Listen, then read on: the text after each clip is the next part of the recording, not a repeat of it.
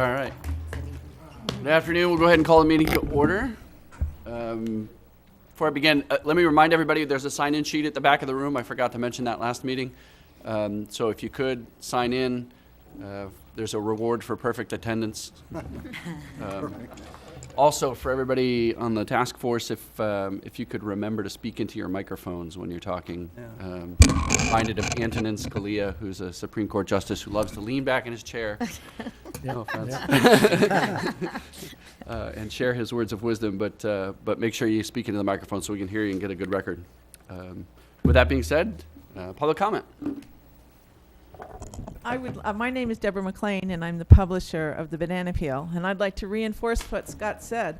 And I'd like to ask specifically Cullum and Fred to please lean into your microphones. We can't hear you in the back. And with business, I would like to tell you that John West has done a study on the septic tank issue, and the Banana Peel will be going out on the 23rd, and it addresses it in detail. And I brought you a pre-release of the Banana Peel. And basically, it summarizes that the septic tanks are not the problem, that grass clippings and landscapers are the problem, and I have the documentation here for you. Now, David already has a copy, and I believe Nicole has a copy, so there's 5 here. They did get handed out earlier, but you will receive it, I'm sure, in your email boxes. Thank you. Thank you. Please make this a part of the next package for this board. Thank you. Good morning, all. For the record, Kathy McGrath. I just have a quick comment. At least at the last task force meeting, and I think probably previously, the subject of holding ponds or retention ponds or some place to put the excess water was discussed.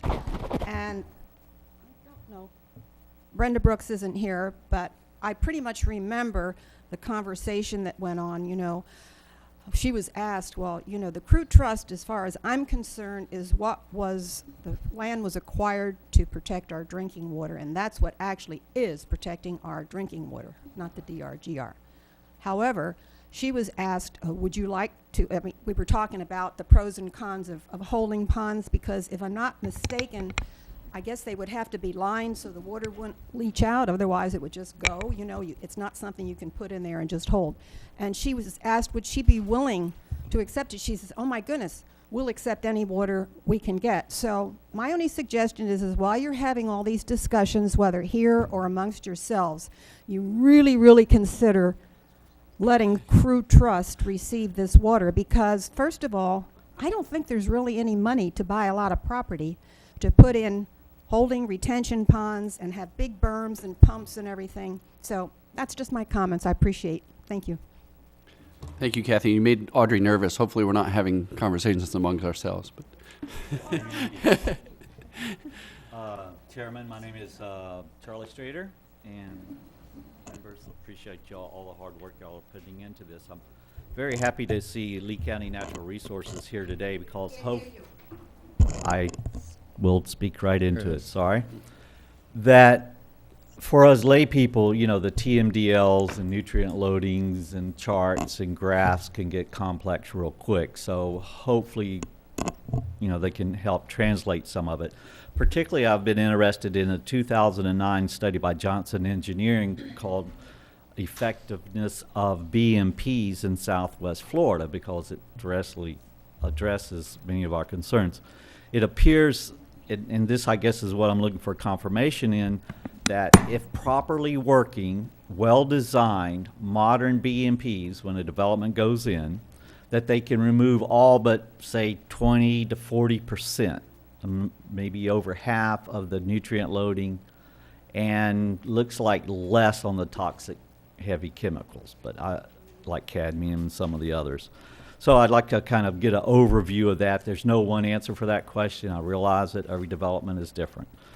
Also, I guess I'm still a little confused over what is stormwater thresholds or water standards.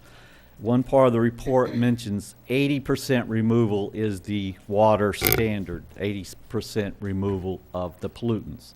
But yet for Estero Bay, it also mentions 95% is required before the water go into Estero Bay, or hopefully is the standard. So there seems to be two standards. And then I guess on that report, what about the actual updates and continuing studies? That report was done in 2009. I think FGCU and Wynn Everham has continued some studies on wet retention ponds, so I'd be curious, what's the follow-up to that report? And maybe there just isn't one. Also, specifically regarding the B&P of wet and dry retention, which is one of the two big ones down here. They're all designed, obviously, with overflows for wet events. You're going to have water coming out of them. I'm still confused over what happens to the effectiveness during those wet events, or some people call it floods. In other words, they're designed to hold the water, let the things filter out, the nasties. Well, what happens really during the flood events? How effective are they then? Also, regarding municipal waste treatment facilities, in our area, we resell gray water or reclaimed water, whatever, reuse water. That obviously has its own nutrient loading. What are those amounts that we reintroduce into our city? In other words, we take it out through our sewers and sewers treatment plant, and then we reintroduce it to whatever golf courses or whatever. So how much of that are we throwing back in there? And I see you have a blinky light. Plus, I guess the bottom line, there are many credits given for different nutrient reducing strategies and projects. What seemed to provide the most bang for the buck? And for most cities in our situation, who's supplying that buck? One last follow-up is, and I know it's been asked here before, is we have some very nice floodplain maps that were produced, and I think they're online. How do our wet events or years compare to those maps, like in 1995, 92? So that when we look at a flood map, we can kind of relate it to something some of us have experienced, I know, so that have stood in the water. So thank you for your time, and don't envy your job. Thanks.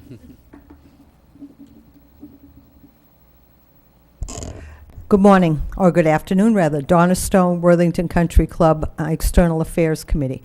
One of the things that I have not heard mentioned, this is the DRGR that we're talking about, and the first word is density reduction. And I have not heard any discussion whatsoever about density, zoning, or changing the land use that is out there right now. And I really think that before you get too much further into the study, this is something that we really have to start presenting and discussing, because density is the number one issue, along with the water, but density is the first word. So please make sure that we're paying attention to this as well as the water. Thank you. Thank you. Anybody else for public comment? All right, seeing none, we're going to move on. Next on the agenda is approval of the minutes. I understand, at least for Tori, she didn't get it until just yesterday. Yeah, and if I can ask, we sent an electronic version of the packet out, I believe, Tuesday morning last week. Did anybody else have issues getting it? Because Tori apparently didn't get it until just yesterday. I got it. Okay. We'll follow up on Tori and find out what the issue was there. Do you want to put off the minutes then and give Tori Well, the time only to- other reason would be the video from the last meeting wasn't posted, so, I mean, that's generally what I do, is go back and watch the video and kind of compare it to the minutes. We can put off the minutes Is then? everybody okay with that, or? Yeah. I did have one minor point. We can maybe- Please, no, well, go ahead and raise it now. We'll Page mark- 2 of 14. About two-thirds of the way down here talks about Chairman Duval. And then my name, I don't recall saying that. I may have, but I don't recall saying it. What area? Yeah, no, and that's one of the reasons I wanted to go back into the video, because I agree with you. I think that was me clarifying a point that was noted to you in the prior minutes that I think was me, so. Whatever. It's our angelic voices sound so Right. similar that, Not a problem. all right, excellent. All right, let's move on to the presentations. I'll move approval of the minutes. Oh, I think we're going to postpone it until next Oh, we're going to meeting. postpone? Oh, Yep. okay. Yep. Yeah. Thank May you. I ask one other? Sure. On page 3 of 14, near the top, it talks about an old abandoned railroad line. Is that the one, it's something different than the one that goes around down Old 41? I don't know what the context is. Yeah, I don't either. There were two railroad lines. I think that that is correct, but I wasn't sure There is, how. there is another railroad. There was, yeah. Okay. Mhm. All right, thank you. Mr. Chairman, do you want to call the roll for the record? Did we call? Well, I think everybody's here, so. I know they are. We always do. That's why I was asking. Okay. I don't think that's necessary, but. Okay. All right, so we're going to postpone the minutes till next meeting? Everybody all right with that? Yes. Okay. And we will try to make sure that the video is also posted from that meeting and this way you can check the minutes against the video. Perfect. All right, so we want to, the presentations.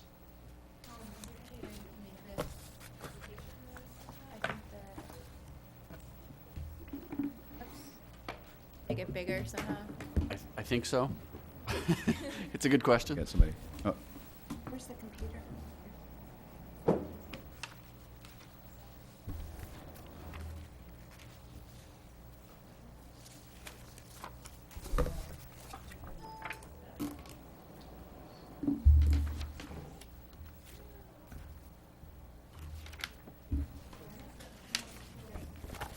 It should be possible to go full screen with that thing. Yep. Yeah, it's like it's.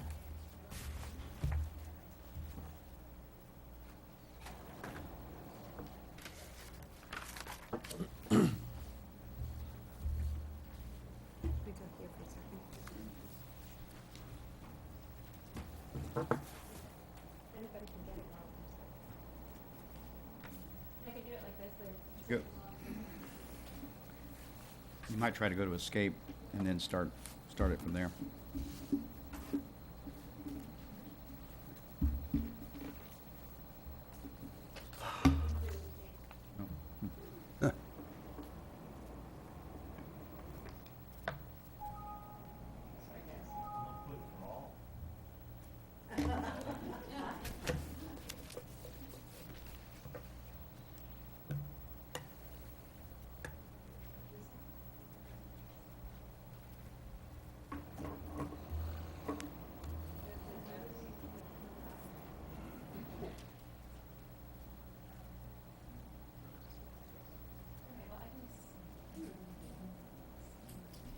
If anybody knows how to do this.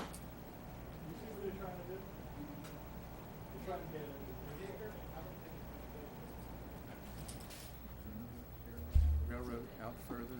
It was, you can see it on the Imperial River, the bulkhead of the railroad bridge is still there. It's, Yeah, it's okay. Hopefully, everyone can see it when I get to the the graphics. side, Um, west of the current railroad. so my name's Julie Newver. Just Can you guys hear me without the microphone? Well, but for the record, we need the microphone because it's being recorded Okay. for posterity's sake. Sure. No, there was a second railroad in town. But he used to, when he goes, he used to go down to Lumber Mill every yard.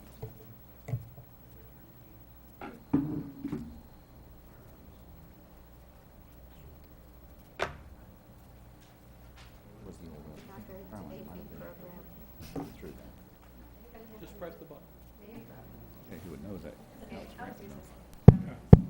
Yeah, this one's on. Okay. Thanks, Scott. You're better at thinking than me. There we go. I'm good at Thank you. pushing buttons. All right, sorry about that. So those of you who I have not met yet, my name is Julie Newver. I'm the TMDL coordinator at DEP in South District. Our offices are located in downtown Fort Myers. So today I'm here to talk to you about, hopefully, I might have to use this. No, that want to be my slide. I'm here to talk to you about the water quality in Imperial River watershed. Wait for Karen to flip the slide real quick, hopefully. There's always technical difficulties. I wonder if it- Oh my God. Nope, that's not even it. Not on my system. Oh. So you get rid of that click notes and that'll expand it. If you right click there.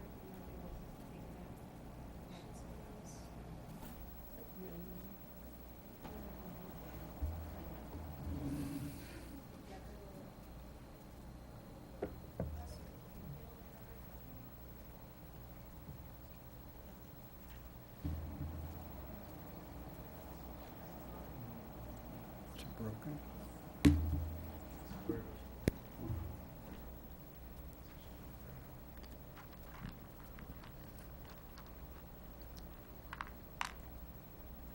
Okay, so I'll just stand over here.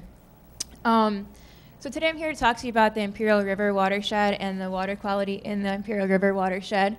You can see here the red boundary outline that I have drawn. This is the freshwater portion of Imperial River and the watershed for the freshwater portion of Imperial River.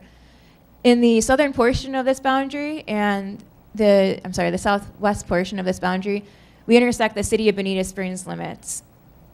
This whole thing is also part of a much larger basin, which is called the Everglades West Coast Basin. I guess you can see all my notes, too. So we're all here. We all know, everybody here knows that water quality is a really important issue in Southwest Florida. Imperial River dumps into or discharges into Estero Bay.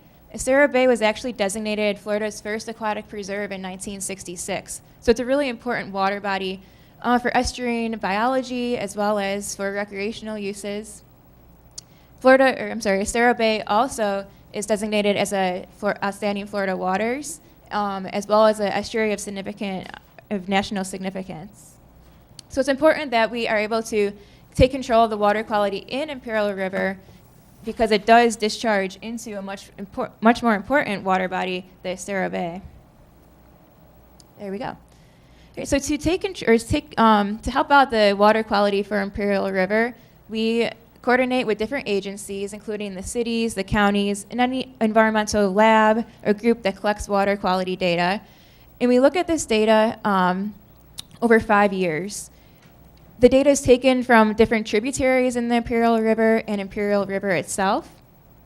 This data is then assessed and analyzed. If we don't have enough data to assess and analyze the water quality, DEP will go out and collect more data and then assess and analyze that data. This data is then used in a verified list. The verified list shows all the water quality data, including nutrient data, metals, dissolved oxygen, salinity, or specific conductance. And lets us know if that water quality is impaired. So there's a specific state standard for each of these water quality parameters. If it's on the verified list, it is impaired. There's different categories as we go through the verified list, but the one that we're talking about today is category 5, or impaired. And Imperial River is in the category 5 impaired category. In this water body, if it's impaired, it has a category 5, it needs a TMDL, or a total maximum daily load. And I'll get more into that in a second. The assessing of the water quality is done in a 5-year cycle, and that's because we have different basins throughout the state of Florida. This basin, the Everglades West Coast Basin, is just one basin out of, I believe, 7 or 9. So essentially what I just talked about was phase 1 and phase 2 of our TMDL and BMAP cycle. Phase 1 and phase 2 is when we collect samples of water and we analyze that water and assess it. And phase 3 is when we develop a TMDL. So if that water quality parameter means that water body is impaired, then we go ahead and we say, yes, we do need a TMDL in order to control the nutrient loading or any other water quality parameter.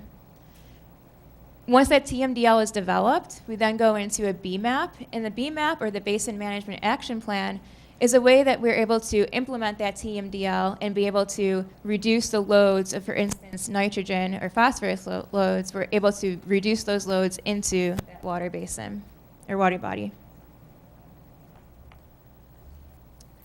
So the TMDL, or the total maximum daily load, is essentially the maximum amount of a pollutant that a water body can assimilate and still meet our water quality standards.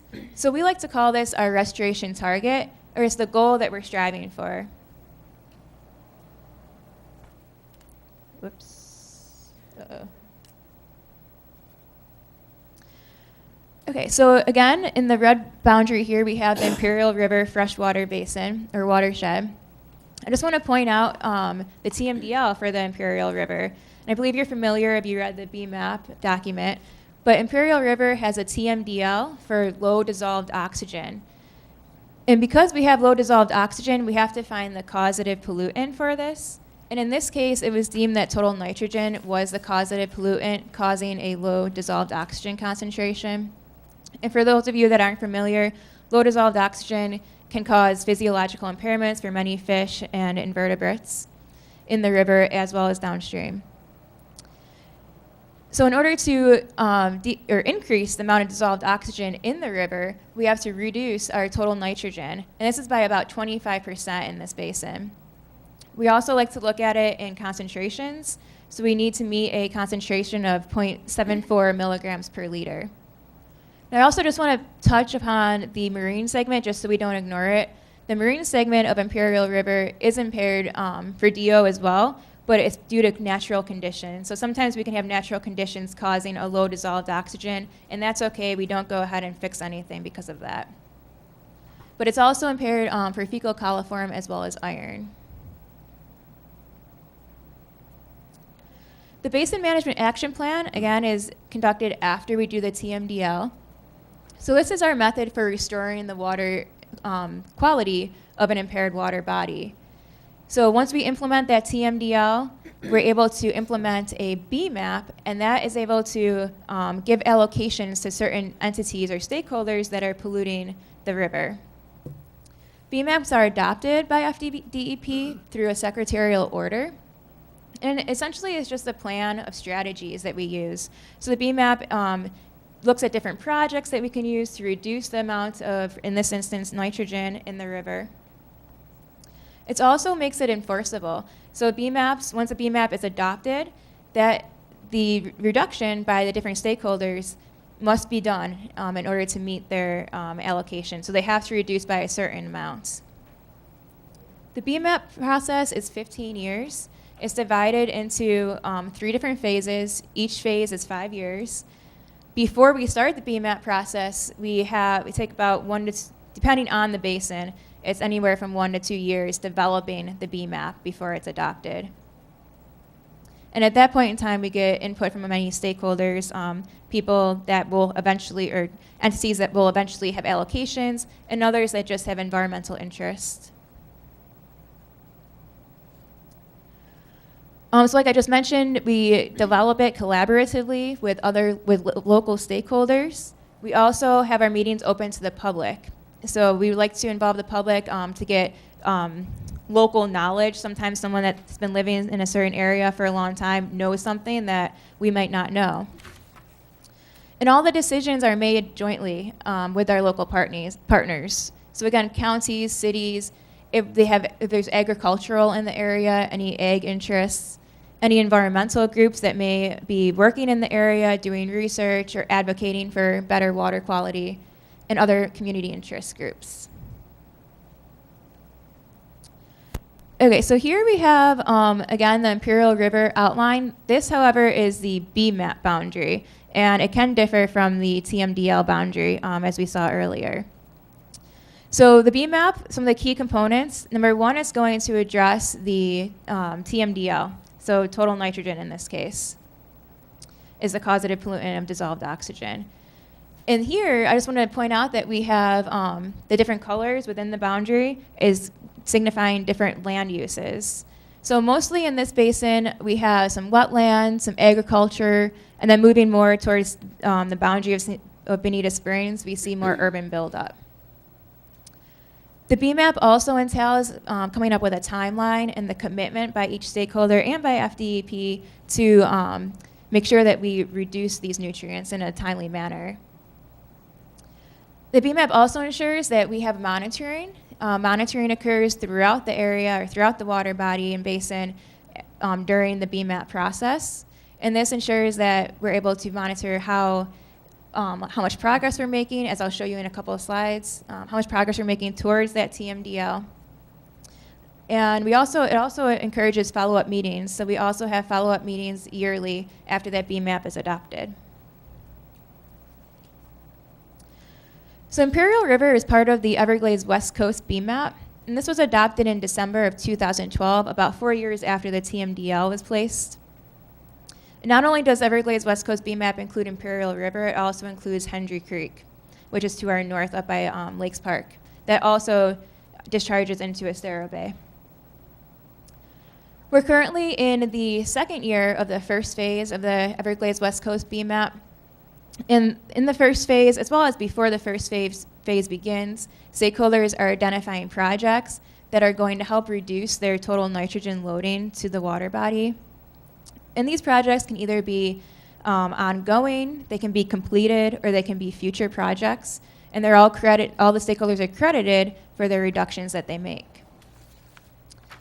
In addition, DEP is currently collecting additional data regarding nutrient sources in the groundwater. So I believe we have between 5 and 7 wells in the Imperial River Basin that we just started collecting data from last month.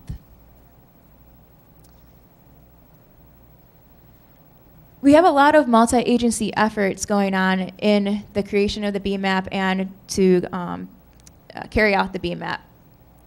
The agricultural industry, City of Bonita Springs, Lee County, and DOT are all stakeholders that are assigned allocations to reduce their nitrogen input in the Imperial River. In addition, we have FDACS, so Florida Department of Agricultural and Consumer Services, and then South Florida Water Management District. Now, they're not allocated any reductions, but they're very key and essential in developing the BMAP and carrying out the BMAP process. This is an example taken from the BMAP of the City of Bonita Springs projects in the Imperial River Basin.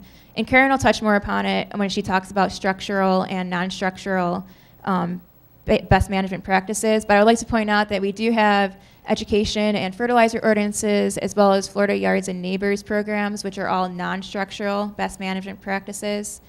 And we have structural best management practices, such as retention and detention. We had our first annual progress report and update meeting in February of this year. This included a report on activities and projects that were conducted from December of 2012 through November of 2013. And a presentation of all these projects, or some of these projects was given, but they were all supplied in the report document that if you would like me to forward to you, just let me know and I can get that information to you. It also documented the water quality monitoring and stations. Lee County and City of Bonita Springs both have stations in this basin where they're monitoring the water quality. Now, to give you an idea of where we are today in the process towards meeting our TMDL, the blue bar here shows the total nitrogen starting load. So I've been talking, we talked about concentrations and we talked about percentages of reduction, but with TMDLs and BMAPs, they do like to use use loading rates, so in pounds per year. So we're at around 252,000 pounds per year of total nitrogen as our starting load.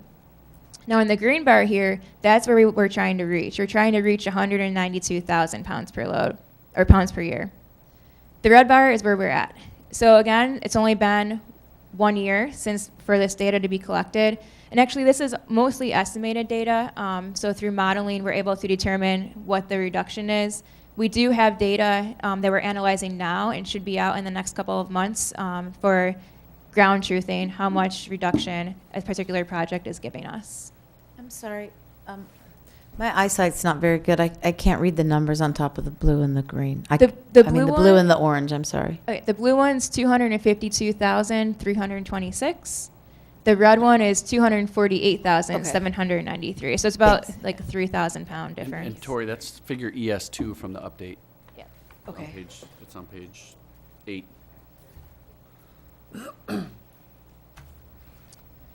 This is a picture, an example of City of Bonita Springs, their Feltz Avenue Stormwater Project. I believe it's detention pond there. You can contact me if you have any questions in my email, or you can see me afterwards. I can give you my card with my phone number. Jennifer Carpenter is the program administrator. She's also available to take any questions that you may have. Are there any questions now? Yes.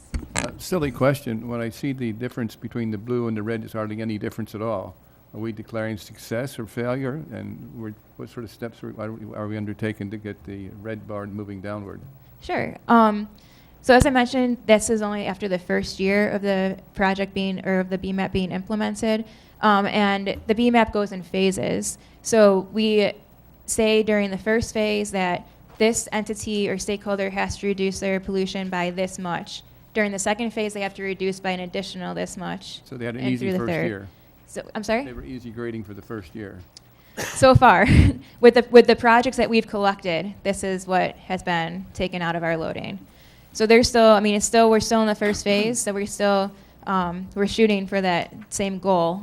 It may not look like a whole lot, like we're reducing a whole lot, but the projects are still coming onto plate right now.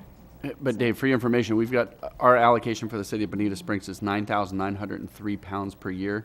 We've already reduced it by 3,533 pounds per year. So, We have this- based on the update, that's the update that was, Okay, I printed it out this morning, didn't look at it yet. yep. Yes. Do you have any data on what the nutrient load is in affluent of treated sewage?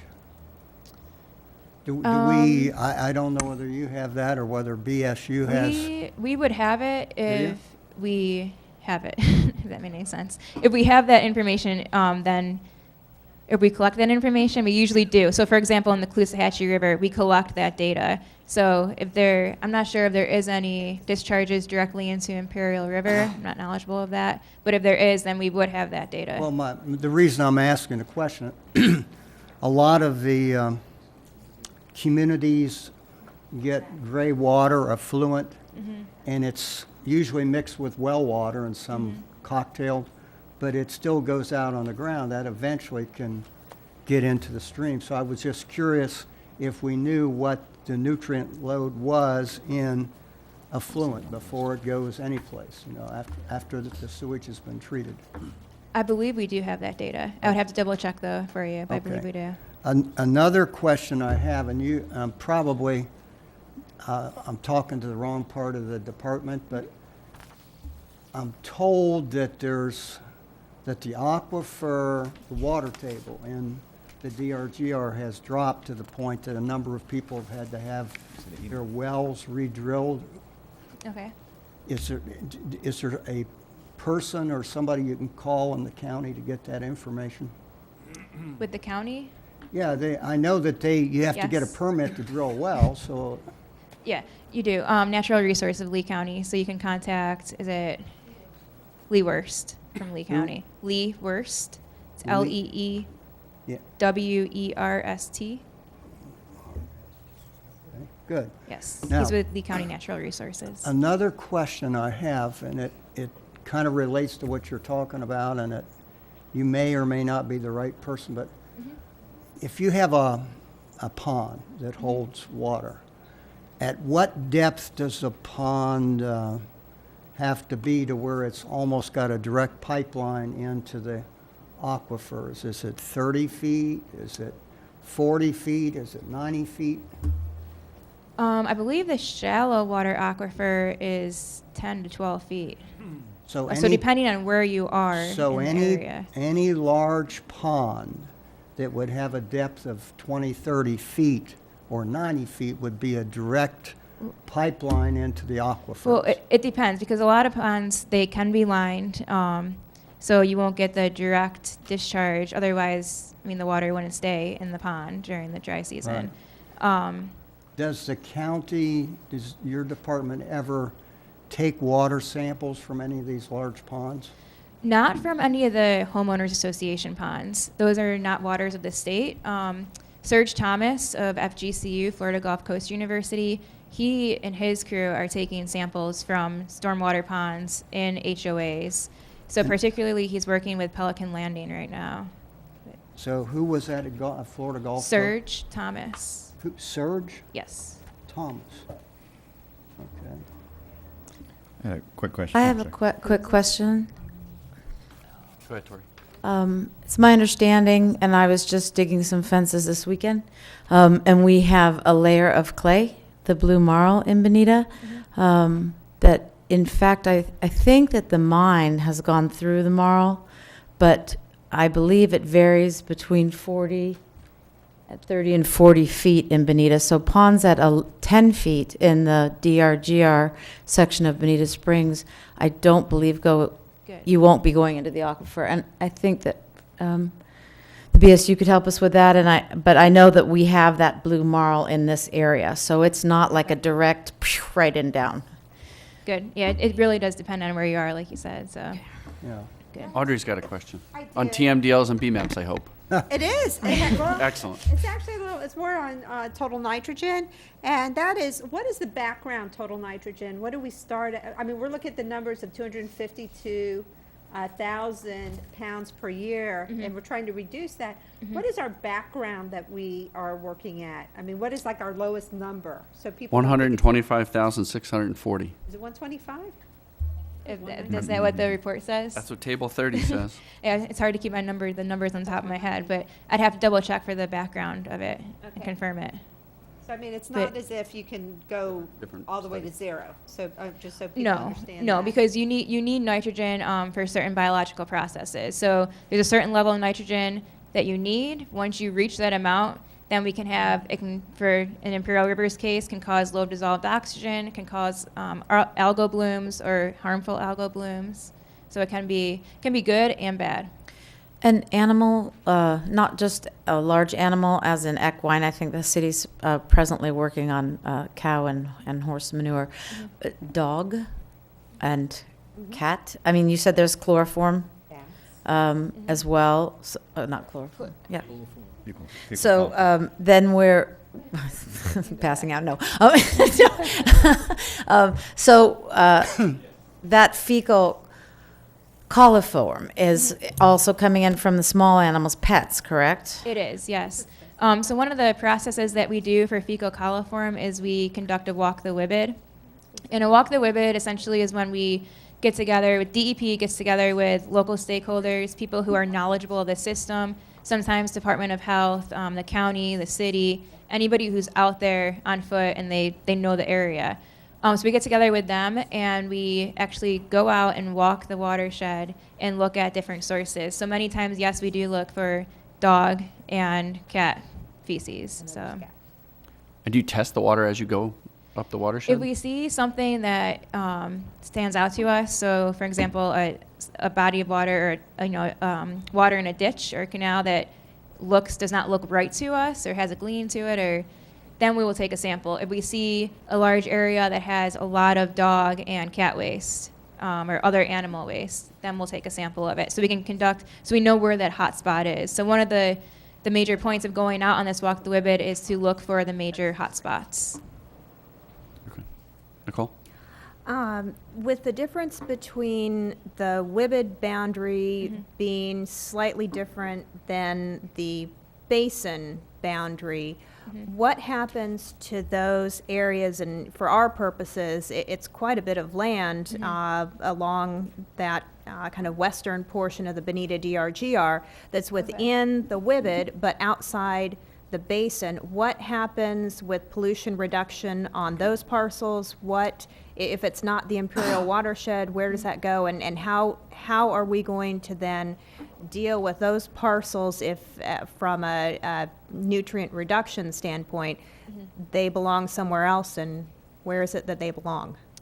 Well, it depends on the drainage. So the basin for the BMAP, BMAP basin, is drawn based on drainage. The WIBID boundary, or the water body identification boundary, that is used, I believe, in the TMDL and just our basic WIBID maps, that does not have to do with anything about drainage. So if you have parts of the DRGR you said are in the BMAP basin, then I'm assuming when the BMAP basin was drawn, part of it drains in the Imperial River watershed. The other part would be, I'm not sure of that basin, but it would be in a separate basin. But that would be something that maybe we would have to go back to look at to make sure that we're doing it, that we're allocating the right way. Yeah. And do you mind if I follow up on that question? No, Because I had a very similar question. I noticed in the TMDL report, the study area was about 5,872 acres, and the load in that area was 23,830 pounds, whereas in the B map, it's 7,154 acres with a load of 37,426 pounds. So if you do the math, 1,281 additional acres with 13,600 additional pounds, it's almost double the nutrient load of any other acreage. What happened? It could be, well, as you mentioned, the BMAP basin is larger, but it could be due to the land differences, the land use changes. So everything is modeled. So we have a different land use, then the potential nutrients induction or discharge into the watershed would be taken into account. Right, and it's somewhat theoretical. It's based on land use. So I guess my point is, if you add that 1,200 additional acres and it's more than double the nutrient load per acre, can't you just focus on that 1,200 acres and say, hey, you guys get your own allocation because the city's already got enough? No, I understand what you're saying. Yeah. It's a difficult question to answer. We do focus on areas that do have a larger portion of the pollution, but unfortunately, the city and local governments usually take the lion's share of the reductions that are needed. But I can follow up further with you. Okay, well, I'm really more curious why you would do the TMDL report and then base the BMAP on the TMDL report and add. So, I mean, I can understand if it's a similar concentration, but that just seems way out of whack. Yeah, it's based on the BMAP basin is based on the drainage, so it's going to add more. But right, I understand the difference between the two, but it just seems Ratio. Right, exactly. The 1,200 additional acres at more than double the nitrogen load just doesn't seem right. Well, okay. it isn't a partial explanation for that. This area, especially the DRGR, is noted for getting a lot of sheet flow. We get water that flows in days after a rain. So that water goes for miles and miles and miles away, comes across, and it can pick up a lot of contamination, and then that 1,200 acres or so could get credit for some pollution that was brought in with it. Yeah, and to be honest, I don't know how they work with sheet flow if it's coming from outside of the watershed. Well, but once it gets here, whatever was in it, we're credited for that. That's part of what we have to clean up. That's what I'm trying to say. If where that pollution is starting at, where the sheet flow develops, if they're not in a TMDL watershed, then they're not required to reduce their pollution. So unfortunately, and we have water that gets into Bonita Springs that starts way beyond Lehigh Acres. So that's my point. Right. I think I'd kind of like to follow up on figuring out that slice of land exactly, how that fits in. So maybe, we can show you, one of us can show you after the meeting what we're talking about and get that in there. I think it's on this map here, but I think it's because it flows to the freshwater or the saltwater. It's not part of the freshwater system. It was taken out of the freshwater system. You're talking about the part that drains to Rosemary Canal? I don't know where it drains. I'd have to look It's at in the where it WIBID, drains. it's not in the BMAP, and Yeah, if it doesn't drain to the Imperial River watershed BMAP boundary, then that portion, as of now, you don't have to do extensive reductions in it. But we can follow up on it, definitely, though. Thanks, I appreciate that. And one other question. Because the city has their specific load reduction, which is different than the county's obligation, if, for example, a recommendation from this committee would be to appropriately rehydrate some of the southern critical crew that's outside of the city boundaries, would that additional pollutant reduction benefit then be credited to the county and not the city, or how does that work? It's a tricky question. I'll have to follow up with you on that one, too.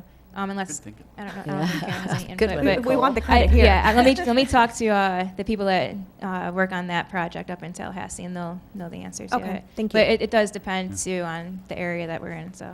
I think that's a good question, that because the majority, I think the majority of, for example, Edison Farms is outside of the BMAP. So if that were put into public ownership, how do you get credit, or can you get credit for something outside?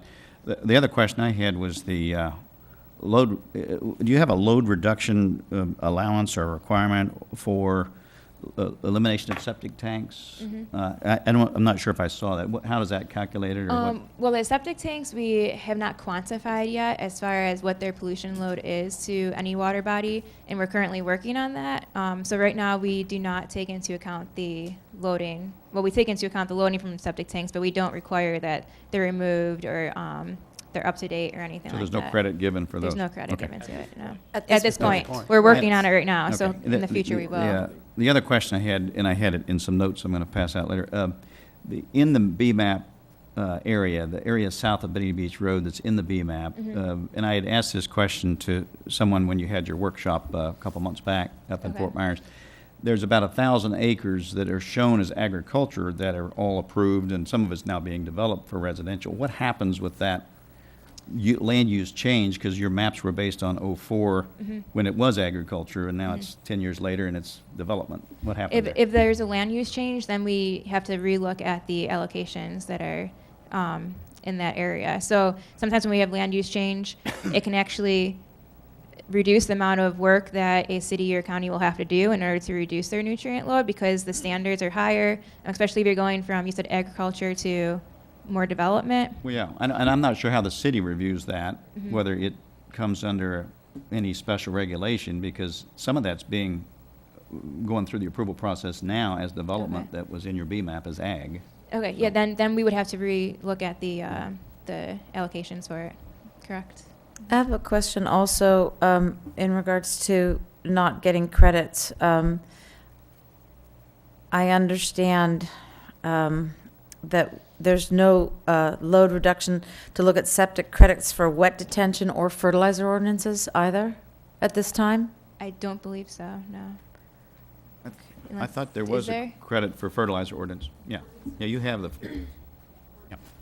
Oh, yeah, ordinances get credit. I'm sorry. So- Maybe I misunderstood the question. The fertilizer ordinances do get credit, and But other not for ordinances wet- do. okay, okay. Yes. But, two questions. In the final analysis, when you do your testing, if we fail to meet the goals significantly, what happens then? Does, like, the city get a letter and says you're directed that if you don't do this by this date, that bad things are going to happen, or what? Well, gotta- we hope that we meet our goal. Yeah, I but do too.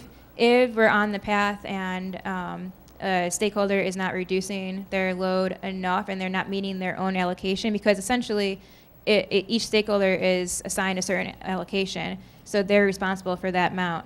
If they are not giving us projects or supplying us projects that will reduce the amount, or they sort of fall on the wayside, then one of the things we do too is just send out a friendly letter reminder, letting them know that, hey, this is going on still, and especially with our annual updates, everybody's really involved with it, so they're making an effort to do it. What, now, a stakeholder, is that the city of Bonita Springs? City of Bonita Springs But is... like, you're not talking about like the new subdivision that's being built out to the very, okay, so No. it's a city. The city, Lee County, FDOT, and what was the other one? Agricultural. So then Lands. if a development can go in and not meet all these things, then it really falls back on the city and then ultimately the taxpayer. Next question. I'm sure you have watched what all is going on in the state of Florida. What's the trend that you see going on in the state as far as the two most popular ways of meeting these reductions? Are you talking about nutrient reductions or in nutrient reductions? I mean, throughout the state, we have many different TMDLs and BMAPs where we're for nutrients. But a lot of stakeholders have education as one of theirs. I think that, the more the community or public is educated, then they're going to be able to reduce their own input. But it really depends on the basin, because depending on what the land use is, you could have different types of best management practices to reduce their input. There's a lot of agricultural land, so they're all regulated by FDACs, and they have their own best management practices. So for instance, in the Lake Okeechobee, there a lot of FDACs work is going on right now. Well, I've heard that in some areas, the government is actually paying farmers to allow water to stand on their properties, things like that. I'm not aware of it if they Oh, are. okay. I'm not sure. I have a question. As far as future growth is concerned, I understand that it's very important that they demonstrate a net improvement on any new development with low impact development and Florida-friendly landscaping. Right. So since we're in the BMAP basin boundary, if you're going to do or have a new development, then that would be one of the things that you would want to make sure that you're reducing your nutrient input, you're having the higher standards for it. Right, So and that it's saying would a net benefit you. improvement. So that means. So, I'm that- sorry, go ahead. I'm sorry, but that means that if a new development were allowed within the DRGR under the current regulations, they would have to have a net improvement. Right, which is possible because right now, I'm not too familiar with the DRGR topic, but right now I do know that with the agricultural practices, there's not a whole lot of best management practices, or if they are best management practices, they're not at a higher standard. So once perhaps you put in a new development there, then because you're putting in new technology, you actually might see a increase or net improvement in your water quality. So yes, it could be beneficial. Mm-hmm. Thank you. But go ahead. Julie, it seems like the foundation for everything in the TMDL report and the BMAP is this 0.74 milligrams per liter of total nitrogen. Mm-hmm. And you determine that based on, it looks like 14 other locations and what the natural, quote unquote, natural amount of nitrogen is. So in table 3.2 of the TMDL report, Okay. it's on page 10, just in case. When you go back to the office, you can look at it. I'm not a math whiz. I did stay in a Holiday Inn Select last night. I added them up and divided them by 14, and I got 0.77, not 0.74.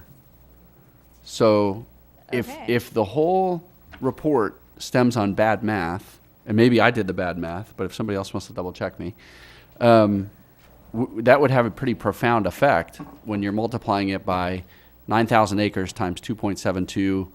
I mean, it could be as much as 2,000 pounds per year just in the city. I mean, I assume that comes from somewhere. So the total nitrogen, the 0.74 milligrams per liter, the background for the Imperial River watershed was 0.96, I believe. Right. And then we look at, that's the median. So we take the median of all of those stations to determine the 0.74. Of we the look other at- stations. Right, Yes, that's what I'm saying. sorry, from the background stations. Right. From the natural. Right, 75% of the yes. median, right. Yes. Or And that's- right, the 75th percentile of the median. Yes. Right. And that's when you got the 0.77. 0.77. I If you wanna wrote just that down, and I will double it, check that on would it. be great. Thank you. Yeah. Because that That would be good to that would know be- if I mean, they- that would be a big deal. It is a So, big deal. What report are you referencing, please? pardon? What report are you referencing? That's the TMDL report. The what? The TMDL report. It's online, Julie, I'd seen somewhere where the loading from wetlands was 0.76. Is that the case? It's higher than the objective of the, is that correct? Did I saw that somewhere? I was looking for it, but I couldn't find it. That wetland loading was 0.76, nitrogen From wetland area. from wetland? Mm-hmm. I'd have to double check on that too. There's a lot of numbers. I can But that double would be check on and let you know. higher than the actual objective. It would be, and I don't remember seeing that, but I can Scott? double check to make sure. Can I make a I'll have to suggestion see that what- if I can find it, I'll let you know. Yeah. rather than having Julie leave here with her head spinning about Right. various things that she thinks she needs to follow up on, I think she's done a great job in the overview, but perhaps the group, as a group, we can articulate follow-up questions, and then I can transmit them to her. Sure, that's fine. We're all looking at the same thing, and you don't. Right, and I can have someone that's worked on this from the There very you go. get-go, and Right. she will have every answer that you need. That'd be great. Okay. Not a problem. All right, thank you for your time. Thank you. Thank you. I have a prior commitment at 2 o'clock, so the hour has come. Should we take roll? I'm going I'm to. joking. All right, thanks, Fred.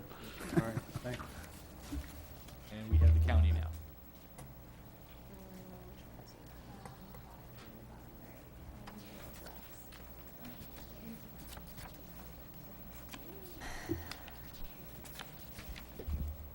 Do y'all have other administrative business, or do you want to? Go for it. Okay. My name is Karen Bickford with Lee County Natural Resources. Thank you for having me today. And everything that I don't know how to answer, if you put it into an email, or if John puts it in an email, I'll be glad to go back and do my homework. And because boy, there's a lot of details, a lot of really fine details that we don't know off the top of our heads. Okay, so I'm going to give you some examples of projects that are being done in Lee County's jurisdiction, as well as some that are overlapping into the city of Bonita Springs jurisdiction. I'll give you a general overview of the kinds of projects that we look at, such as structural versus non-structural and land acquisition. Best management practices, good examples of those, as well as the fact that best management practices are projects, they're same thing. So when you hear those terms bantied about, you'll understand that if somebody says a BMP, that just means a project. Lee County BMAP statistics, watershed scale projects, which are typically structural. Low-cost opportunities, which are non-structural, like your fertilizer ordinances and things like that. What kind of steps we're going to take next in the next 5 years. Projects in the Imperial River watershed, and new projects and new partnerships that we've developed over the last couple years since we've started the BMAP. So structural examples of these are like filter marshes, hydraulic restorations. Actually, wet detention, it's a structural best management practice.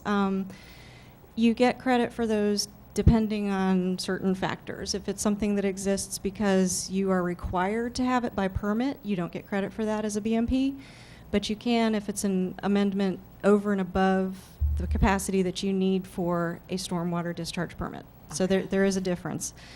Non-structural is like public education and outreach, doing pond workshops, which we've been doing with the city of Bonita Springs for the last almost a year. Ordinances, such as your fertilizer ordinances, pet poop ordinances, that kind of thing. Street sweeping is non-structural because it's actually maintenance of facilities, but not everybody street sweeps. So you do get some credit for going over and above. Land acquisition without restoration can give you a little tiny bit of credit, but it's not a good bang for your buck because you spend millions of dollars in land acquisition. And unless you do restoration on that land and actually do like a hydrologic restoration, you're not going to get a whole lot of credit for it. But the good thing is it's maintained in perpetuity, so you actually don't have a land use that's intensive that's actually creating pollution as a result of sheet flow. Wait, excuse me. Can you say that again slowly? When you acquire land and you take it out of the possibility of being developed, you maintain it in perpetuity. You're keeping it in a state that you're not perpetuating an increased intensity in land use.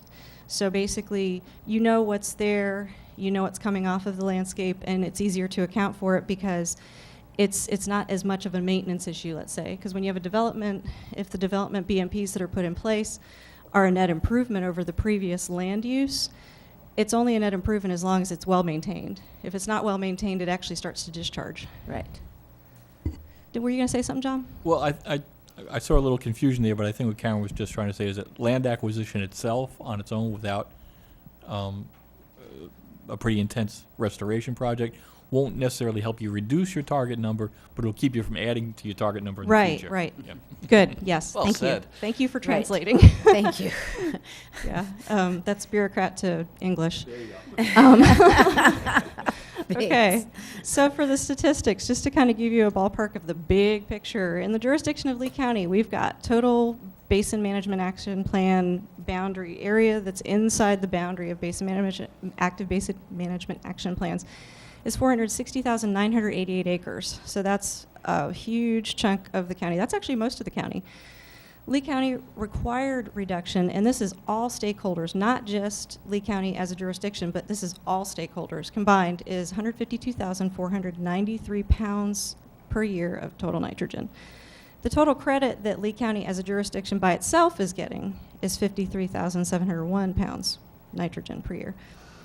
Total initial project costs that Lee County as a jurisdiction alone has paid for is 181 million plus.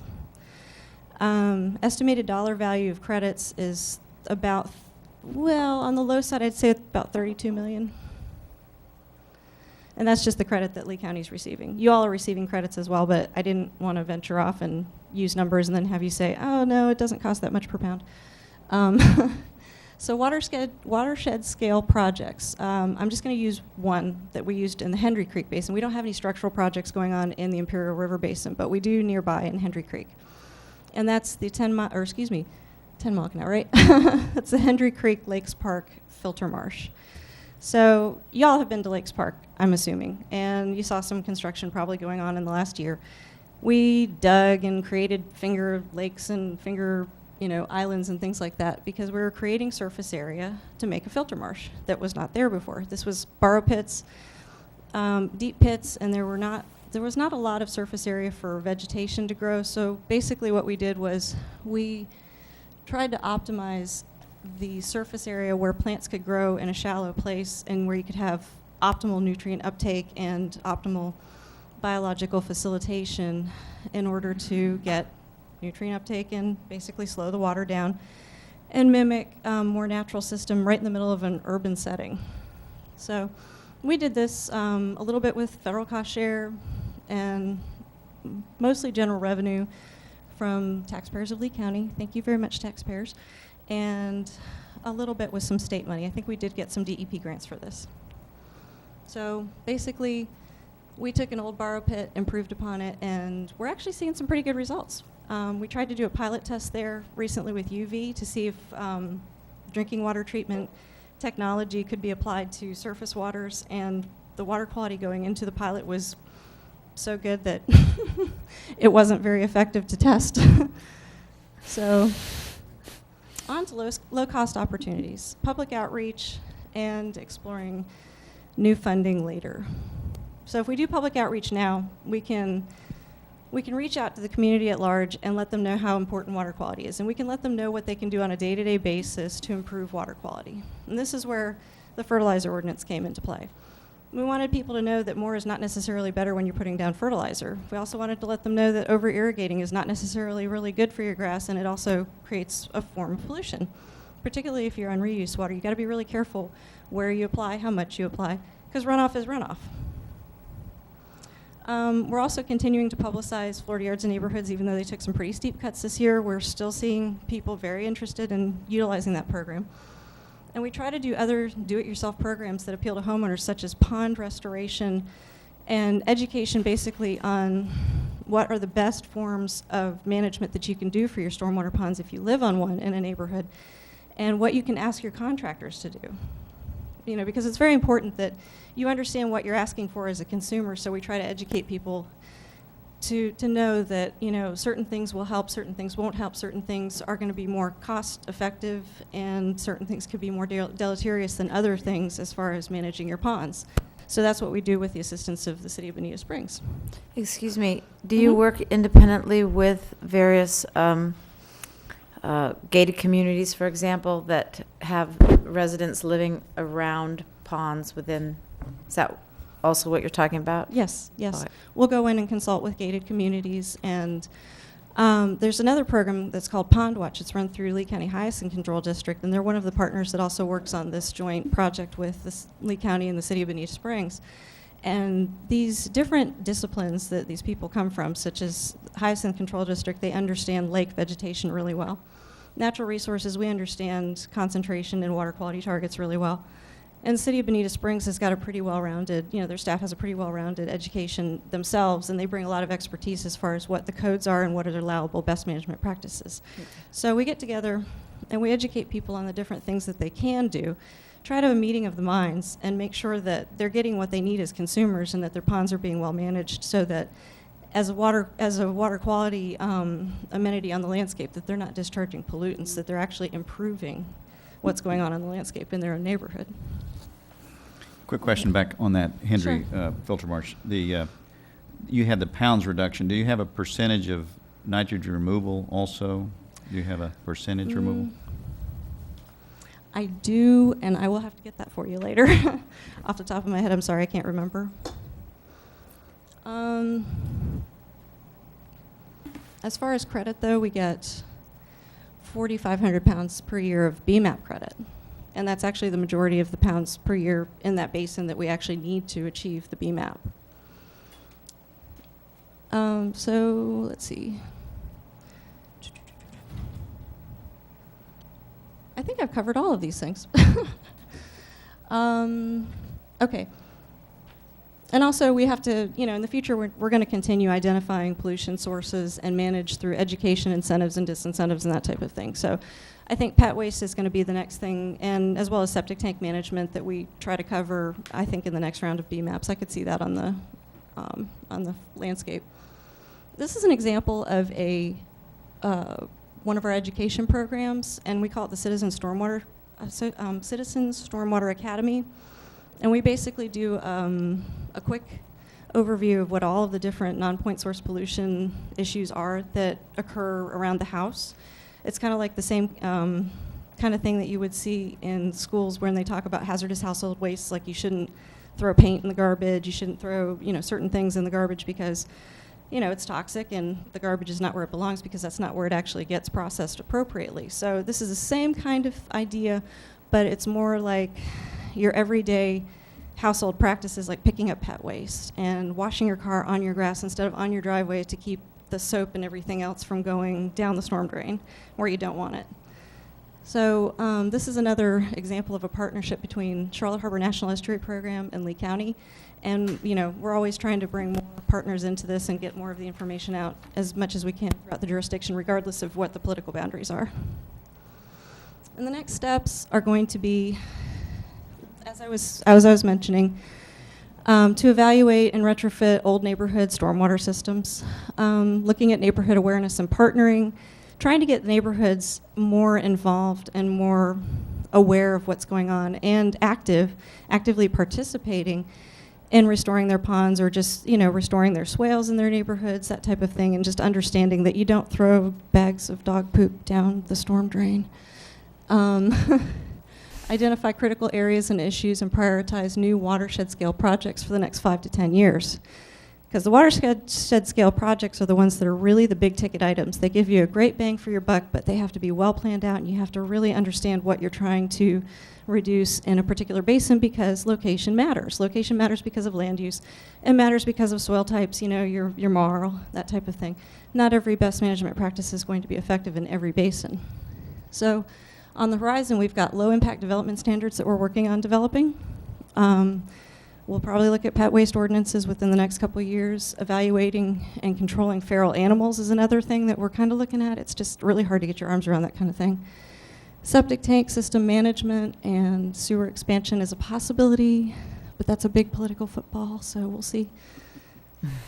Lee County Basin Management Action Projects and the Imperial River watershed include conservation lands acquisition in the Crew Trust.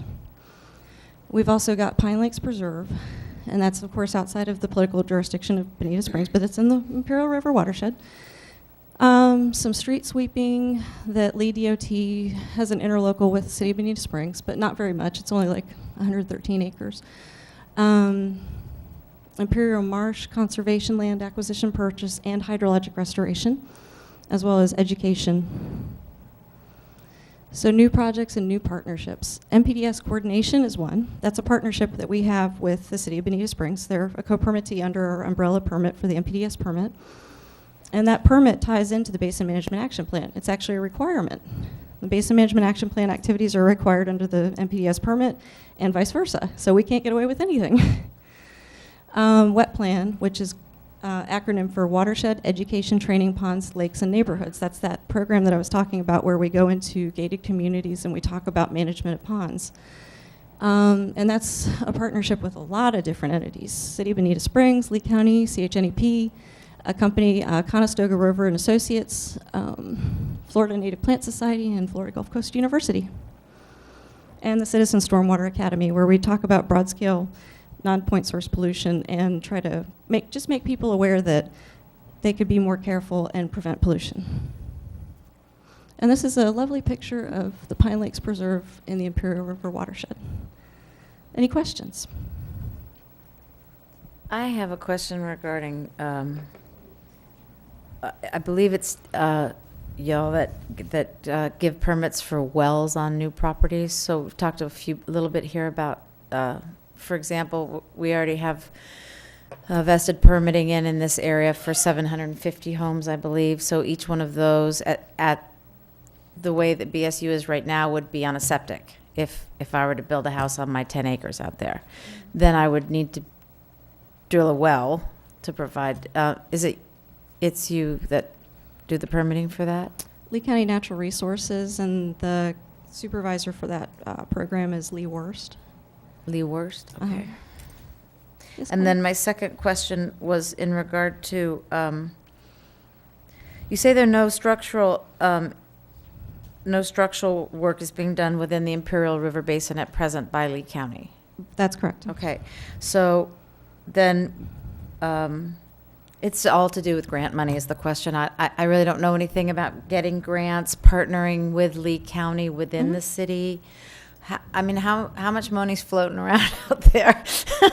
It's just the easiest way to just say, if we wanted to get ambitious as a city and do some of these things, which is a lot of what's been talked about, does it fall completely on the citizens of Bonita Springs, or is Lee County, do you feel that there's grant money available through Lee County to partner with the city? Lee County is not a granting agency, but when we do apply for grants, we're going to go to FDEP.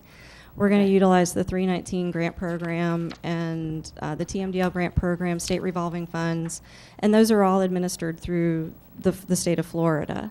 Okay. So, we've been known to partner on grants with other entities before. I don't think that would be entirely out of the question, but it kind of has to do with exactly where that's located. But what I could see happening, let's say if you all identified a really good project that you thought was going to give you good bang for your buck and everything, and you wanted to be ambitious and get grant funding, somebody like Matt Feeney would be the grant applicant on behalf of the city of Bonita Springs, and he would be competing for funds with, applying to the state of Florida, DEP, for like a 319 grant. And that's totally foreseeable. I mean, I think that the city of Bonita Springs has gotten some grant funds before. Let me jump in. As Karen mentioned, the county doesn't necessarily have structural projects going on in our basin right now, but we are partnering with them on a very regular basis on the non-structural programs. And I'd probably be remiss if I didn't give our public works guys a little plug. On some of the educational outreach, they actually go out and teach the other folks. Right. They're leading that effort in conjunction with the county. On the structural side, you heard a little bit from Matt Feeney when he was here beforehand, and I distributed a breakdown of some of his water quality and water quantity projects, either that have been completed or on the books. We are obviously not leaving any stone unturned in terms of trying to find funding. Some of those efforts, unfortunately, as we go forward, might be in, I don't want to call it competition with the county, but we are looking at particular sources of dollars. But some will actually be partnerships with the county, where those two interests meet and where the projects overlap. It's conceivable we'll be joint applicants on some things. We've got a pretty extensive list of those projects, and we're, by the way, not only looking at DEP source state funding, but Restore Act, and anything that's out there we're looking at. And I think those are all listed in the Master Plan Update Phase 2, so at the back of that. But Cullum, you had a question? Yeah. That's a Pine Lake Preserve picture, and I see cranes. Where I pulled were out, there really cranes in Pine Lake? I didn't take the picture. That was taken by Carly Rose. Taken by who? A lady named Carly Rose. Oh, okay. I really wondered if that was Bonita, because I love to see cranes here, and I'm not Yeah. sure I've seen any in Bonita yet. Well, I'm taking their word for it. I pulled it off of the website for that particular Okay. preserve, All right. so I'm hoping that, they're not making a liar out of me. I did see a turkey recently in Bonita, but We a have a- wild turkey, but We have a lot of turkeys. Cullum, Oh. we have a lot of turkeys. Yeah. that are- And a lot of cranes, they're just used to build buildings. Dennis had a question? No, Yeah. real turkeys. On the Pine Lake Preserve, which was bought through the 2020 program, is that eligible or okay to use that for a water restoration program like you did for the the filter marsh for the Lakes Park area? I mean, are those being done in those areas as well?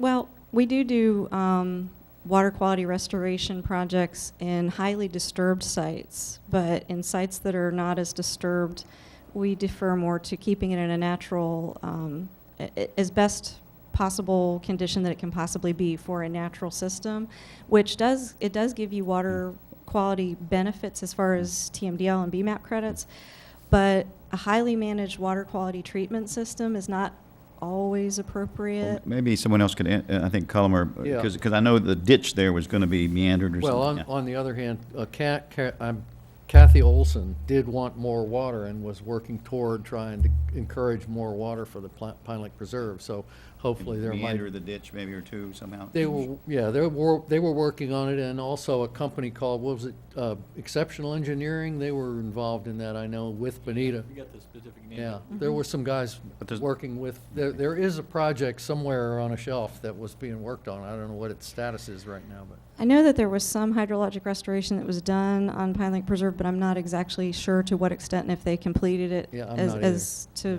the desired, you know. So, And just to touch on that a little bit further, in terms of the use of the 2020 lands, as Colin mentioned, we work with Kathy Olson pretty closely on a bunch of those possibilities, everything from restoring the Jefferson Flowway to some of the areas out by Kiel Canal and also Pineland Preserve. But there are some limitations, as Karen pointed out, in terms of how far you can go on some of those 2020 properties, but we're going to explore where those lines are Yeah. and how far we can take it.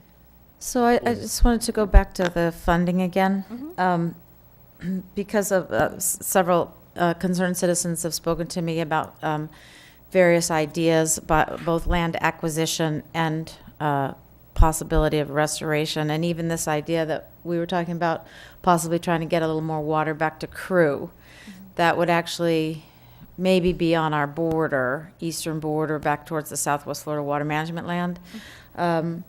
But what is your experience in, I mean, is it something as simple as raising the millage and the tax dollars within the city of Bonita Springs to get enough money to do this? I mean, there has to be a willingness on the part of the citizens of Bonita Springs to pay for this, from what I can see. So the expression on your face is telling me the money's the big deal, and we have not yet been discussing money a lot, but I just kind of want to, while you're here, I want your experience in Lee County. How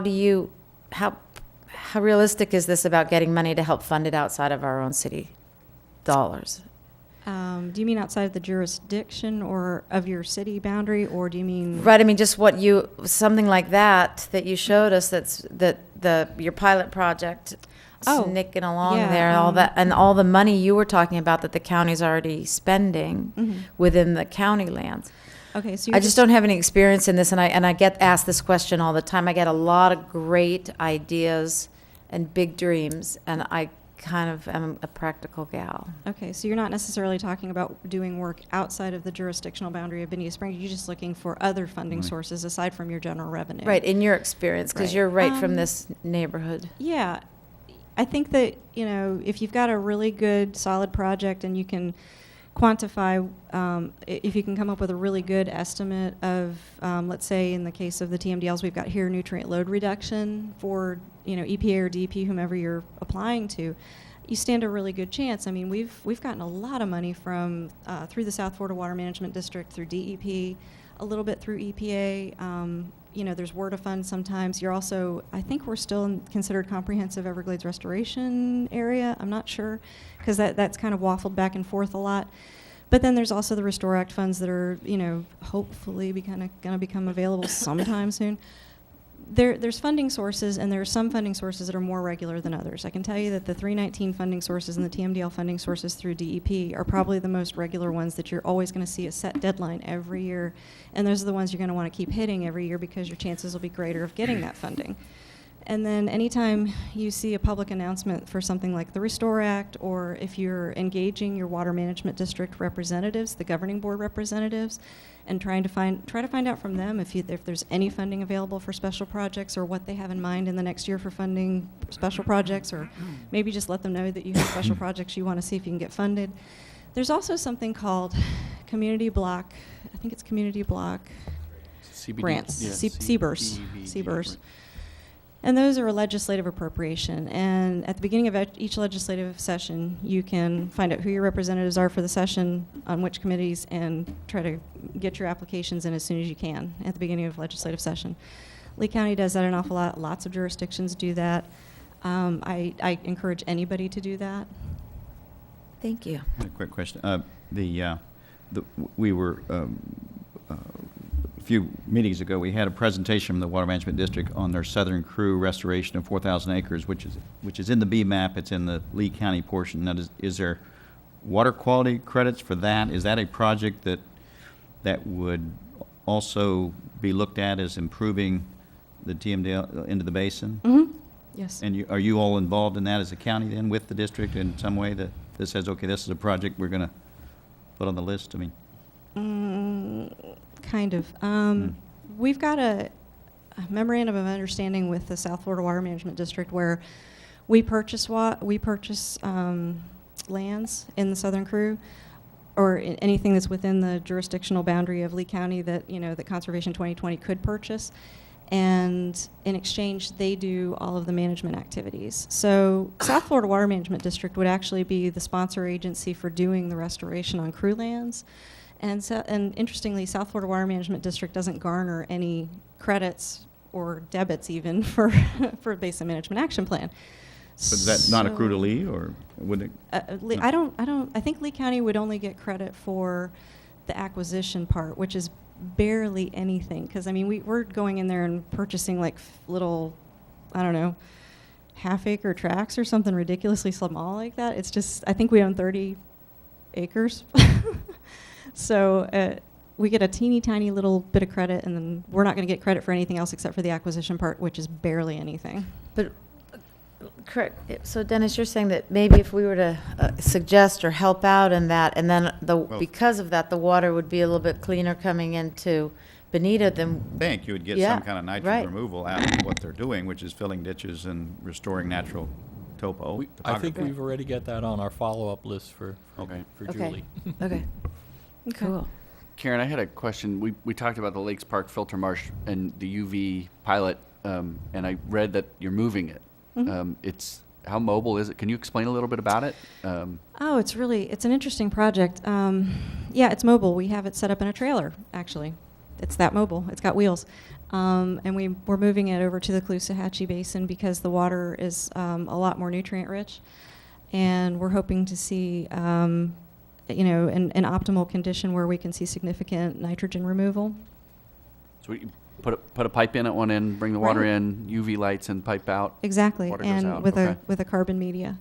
It's really interesting. There's a hard substrate media, carbon media, and it gets funneled through these different chambers and then piped back out. And at the effluent point, we're measuring the difference between in and out to figure out what this particular technology gives us in the way of nutrient removal. And it's a drinking water technology that's existed for years. Right. And did I hear you say that at Lakes Park, the water going in was such a quality that you really weren't seeing a significant increase? We had high hopes for that site, but then we built that dang filter marsh, and then when we did that, it improved. The filter marsh worked.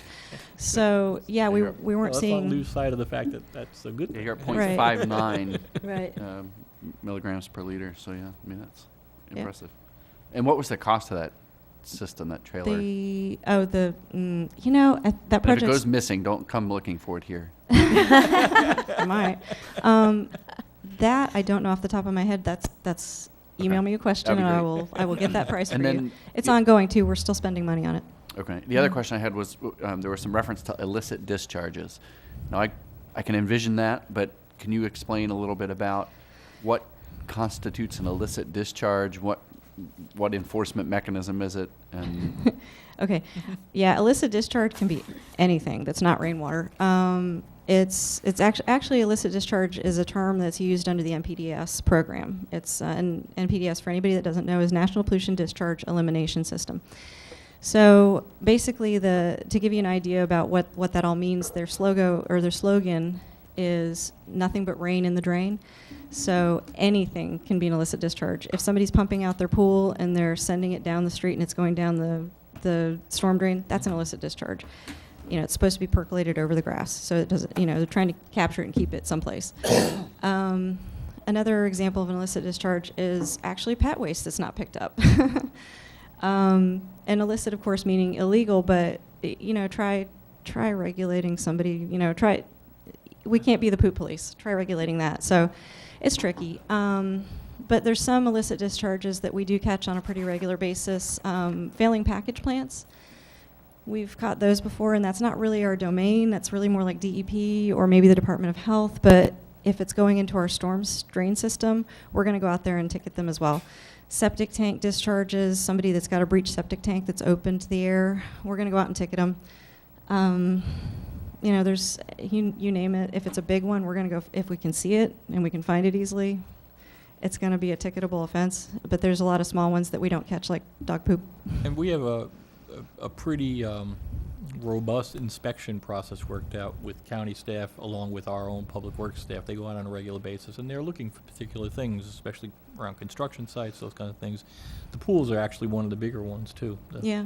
Pool And drainings. people that dump their motor oil, that type of thing. Right. And is there any monitoring for like golf courses? Because I know golf courses use a tremendous amount of water for irrigation. Do we go out and say, okay, how much fertilizer are you using? Let's audit your books and make sure that what you're telling us you're putting on the grass is actually what you're doing. Golf courses are actually regulated by DEP. They're not, and they're regulated, but only to a certain extent. There's a couple of different kinds of regulation that we have in the state of Florida. There's one where the programs are voluntary, and that would also, FDACS would fall under that. The FDACS ag programs, you know, when they say that they're required, but only at the consent of the agricultural landowner. Same thing with golf courses. They have certain requirements to a certain extent. That's a really tricky topic. And under the rules for local fertilizer ordinances, those are exempt because it's a different class of landscape management. You know, it's a professional landscape management that is a class all their own. You can't set the same standards for them that you do for like Chuck and a Trek landscaper. We will regulate them to the extent that if we see an egregious discharge coming off of their property, we can ticket them under NPDES. However, we don't go in and regularly audit them because they're exempt under our ordinance. So if we see something coming, you know, like a plume or something coming out into our MS4, you know, Municipal Separate Storm Sewer System, which is fancy term for ditch. If we see something coming out into a county right-of-way ditch, and it is obviously a discharge, we will go out there, investigate it, and cite appropriately. But we don't go onto their property and just randomly inspect them because we're not permitted to. But you could make that rule in your, that's something that is, you know, that's germane to an ordinance.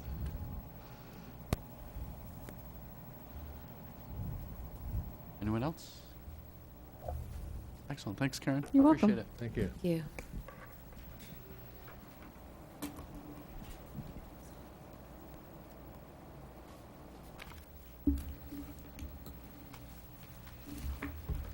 All right. Do we want to move on and discuss these, our homework assignments?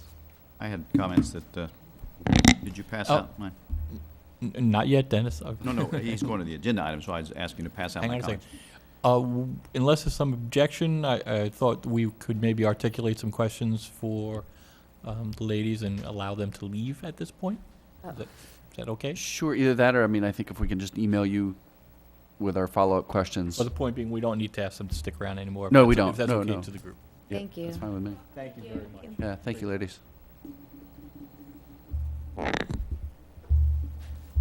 And I think Dennis was just indicating that he wanted me to distribute some copies of some comments on the studies.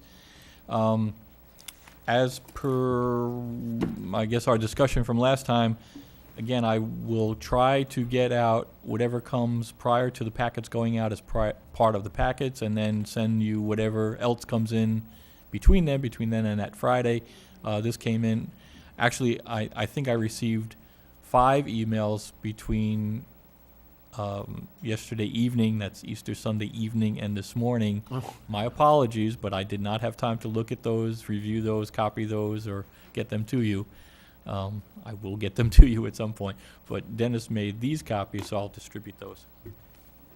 Right, and maybe we need to clarify, because I thought we talked as a group to say if you didn't get it by Friday, we're going to have to wait till the next time. Because, I mean, it's not really fair to you, John, to get these emails on Easter Sunday or the day before a meeting. You don't expect me to do anything with them. Well, that's what I mean. I think the point was if we didn't get it by Friday, we don't get it until the next meeting. Didn't we agree to that? I mean, Yes. Okay. Yes. Our plate, that's the important thing, Right. Get rid of it. Right. Well, and also, I mean, I'm not going to be able to read something new, synthesize it, kind of cross-check, think about it, and come up with anything that I'm going to feel comfortable recommending at this point. I mean, this stuff is tough, and so I was hoping that we as a committee would have the opportunity to see what other committee members thought, the important things that they had pulled out, so that we'd have a little time to really take a look at that and be able to discuss it at the next meeting. I'd like to clarify, though, are we talking about not being able to then provide verbal comments too? No, verbal. No, but verbal just- comments. I mean, The point being, if we get something in writing, because I to give could it- make these all verbal, I mean, make it more, I'll read them, I mean, because We they're not, could. there's only 2 pages, but I I mean. understand. I think the question would be, are we expected, every one of us, 7 of us, to do comments such as that then? Is that what we're I asking thought everybody to that's do? what we were planning to do, is write some of these Right. things down. If you had comments, Mhm. we can address them verbally at the meeting, or if you want to give us your written comments, the Friday before the meeting was kind of the cutoff, so to I speak. think it was a mechanism that allow each of us to have some participation in reviewing each document. Right, Right. right. Recognizing that, people work differently, and you have different approaches. Some people are more comfortable just giving their input verbally, and that's fine. But again, if you want to put your comments into writing and can't get them to me by the time the packets are ready to go out a week before the meeting, we will make provision to try to send out whatever comes in after the packets go out by that Friday. I just can't make a commitment to send things after that Friday deadline before a Monday morning meeting or Monday afternoon meeting. So that's Well, the it only- also doesn't give us any time to review it. No. I mean, so, and that's the other. Why do we decide to do 5 studies last time? It seems to me like 2 is not a bad workload, but That's a lot. 5 sort of, It was a lot. And I do think we'll have to come back to some of these studies. I mean, yeah. I'm sure, when we start whittling these down to smaller and smaller pieces, we can, And along those lines, again, this is just a suggestion, but at the next meeting, May 5th, I think it is, Right. I'm still trying to confirm this. I haven't been able to confirm it yet, but I'm still trying to confirm that we'll have lead Department of Transportation here. I don't know that there are a lot of the studies that you have on your reading list that pertain to that. So if you wanted to carry over these studies to that meeting, again, just a suggestion, but there was a lot of material there for this week.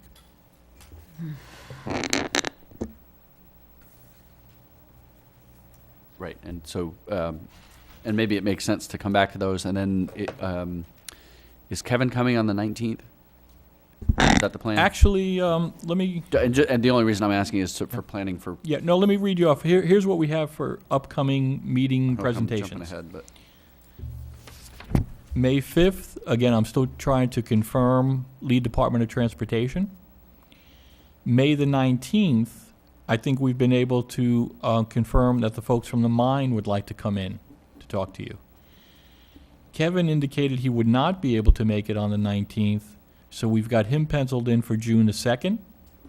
The idea would be that he would be giving you an update on his work so far on June the 2nd, and then also on June the 4th, making a brief presentation to the city council, because the council has asked for him to give an update also. So that would be the first week in June, and then June the 16th, Eric Livingston. He was out of town and unavailable until the middle of June. So we have Lee DOT, the mine, Kevin, and Eric. Eric was when again? June the 16th. June 16th. And we can mix and match or add to those if you want to double up on some of those, but that's at least initially a skeleton of the next 4 meetings. And you might want to just check your calendar, because I think we're scheduled for June 9th, not June 2nd. I will need to check that, you're right. Well, if we're meeting on the 19th, It's fine, it's just, it's already on for the 9th, so I'll check. Very good. Okay. if it's the 2nd, it's the 2nd, but.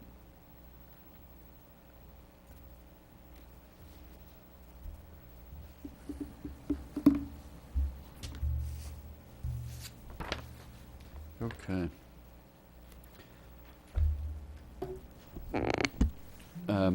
Do we want to start with some of the lighter ones, maybe the 10-mile filter marsh presentation? Kind of get those discussed and out of the way?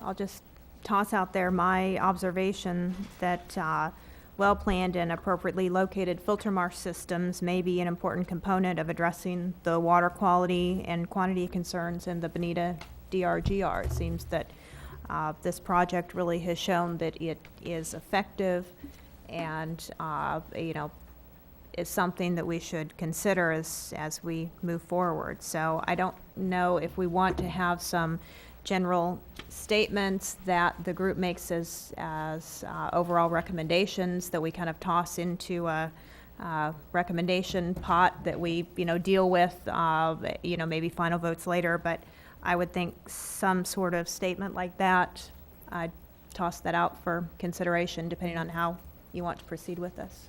I think it's probably a good idea. What I had put in mind, and sorry again for the delay, with 5 reports, it was tough to get them all out. Mm-hmm. But the high level of efficiency was kind of surprising to me, in a good way, of course, but for the size of that and if they're getting that, unless I'm reading it wrong, they're getting 68% nitrogen removal on an area that's 0.2% of the watershed. If I'm reading that right, my point was, wow, we can really do a lot with something like Pine Lake with a filter marsh that is the bulk of our watershed coming down the Imperial River or the Kiel Canal.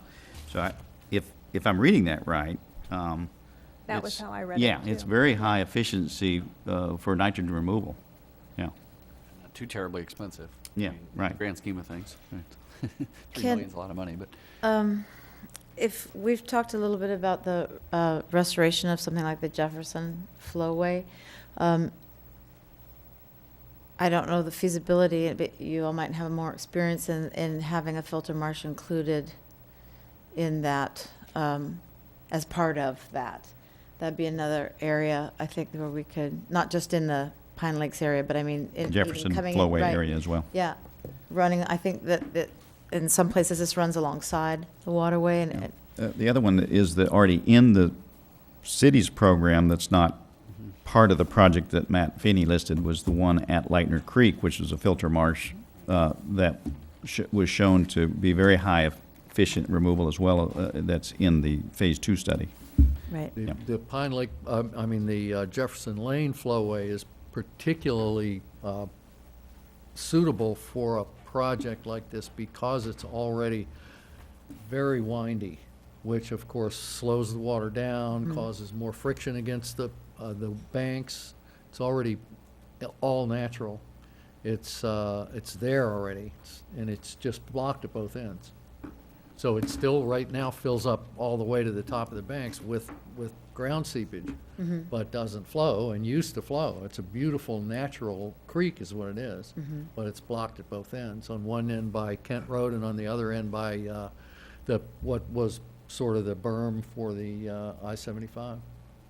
And, the suggestion on my part was always just remove the blockage at both ends and divert some of the water from that And is that, long, straight, fast-moving ditch down Kent Road. It's a straight ditch. Divert some of that water with a little baffle into Jefferson Lane Flowway, and that's all it needs. and is the area that you're talking about right now is publicly owned land? Yeah, it is. It's publicly owned land, but it's adjacent to part of it. One side of it is Skip Kent's property and one other piece of property. The rest of it is all DOT. It's DOT land. So Skip Kent would like to see, I discussed it with him once and with the other neighbor there, and, I don't believe there's any objection to seeing water flow. So, Which is all that would happen. The only change would be water flowing instead of stagnant water. so that would I don't be think it able to should go be a- into I don't our, think it should be a constructed filter marsh in this case because of where it is. you're saying it's a natural filter marsh? It already is a natural filter marsh, so, sort of, and it's just blocked at both ends. I don't think that they would want construction in their backyards, and part of it is their property. What I'm saying too, though, is if we open it up on the public land, then it'll run through theirs. Is this something we should put in our list of possible recommendations, is what I'm asking? Oh, I think it's already been, it should be recommended. It Right. should be further encouraged. It's been recommended for a long time. Right, by that's- me and I mean, a we're few trying to- others. But, and I think, like I say, I don't think it needs any building going on in it. It just needs the plug at each end taken out. That's really all that's necessary there. Well, maybe we need to find out why it was plugged in the first place. Well, I can tell you that. Okay. It was plugged in the first place by the digging of Kent Road, by the construction of Kent Road, which was a homeowner's road that was put in there a long time ago. I don't know if, probably pre-permits, Mhm. And the other end was blocked off by the building of the I-75. So this has all been discussed with all the property owners. It's all been discussed with the homeowners that are affected by it, and as far as I know, everybody's all right with it, as long as all that goes on is the removal of the plugs at each end and let it flow instead of let it seep in there as stagnant water. Well, I think we saw from our last meeting how much that proposed ditch under I-75, how much controversy that created, so. we And, probably- and here's the funny part about that, where the Jefferson Lane flowway is and used to flow, there's a huge triple box culvert underneath I-75 already. It's already a giant culvert. You could go through it in a boat, literally. You could take a motorboat through it, And nothing runs through it? Yeah, a lot of water runs Oh, through it, oh, but the okay. water that runs through it is no longer what comes through the Jefferson Lane flowway. Okay. It's what comes down a straight Down ditch. south, yeah. It's Okay, I what comes get- down a okay. straight north-south big man-made ditch, both at Kent Road and over at I-75. But the natural flow of that, which is right where the Jefferson Lane flowway used to go through that area where I-75 is now, that's now a triple box culvert, big enough to take a boat through. I was down by the nature Place. place, yeah, in Bonita, and there was another little area that is dry. There's a few there that have been altered a little bit. Would those also help to? Well, those all fill up, all the rest of those over there fill up with water during the wet season. But do they? And you And don't they want them. flow. They They flow. Okay. Yeah, I got the water, well, I and other people got the Water Management District to open up the one flowway that was the main Imperial River before the Kiel Canal. Mm-hmm. That was blocked also, but we got that opened up possibly pre-Bonita, I forget. It was in right around 2000, but it may have been just before we became a city. But they dug in and opened that one up. So that one does flow now. It flows pretty good. But the Kiel Canal, the Jefferson Lane flowway doesn't flow at all. That's completely blocked. Is this something that we could maybe have staff put together, just a little information on this, kind of give us a visual of from where to where, what these culverts look like currently. I'm having a difficult time getting it all visualized, and We just talking about, in this case, we're just talking about the Jefferson Flowway piece? Jefferson Lane. Yeah, and there is a project, there's a project, you know, that has all that information in it. And we have been carrying on pretty regular conversations with FDOT about what the options are Yeah. in terms of us being able to go in and use some of their capacity there to open that up. So then, as our job is related, then, we kind of put this together and put it as one of the things that we might present to the city council at the end of this year. So we actually are really, this is good. Something's in the parking lot. And I think that the nature place, the area you're talking about was addressed in the phase 2. Right, There's but if it could be restored and have the flowway aspect, that's why I was bringing it into the 10-mile thing, is like, if there's any way to encourage that as well as along with the restoration or along with the Pine Lake Preserve, or, you know, kind of combining these ideas into thinking of the filter marsh too with it. I mean, if we're going to do the work, maybe we could do just a little more. Scott, if I might, just for an idea's sake, I like this idea. What we need to do is start documenting, and perhaps in PowerPoint slides, John, the title of the project, any estimated costs or resources required, listing of the pros, listing of the cons, and this sort of, we just keep building up over time, and we go back and change and modify it because it's all in PowerPoint. And possible funding sources. Sorry? Possible funding sources, because I Possible imagine funding, one of the but reasons that just, it hasn't been done yet. Yeah, and I but we wrote need funding a sources clear down as a articulation of the project or the idea. Then the pros, the cons, and then we can discuss that. And I agree that toward the end we should have a list of things that we can do and recommend.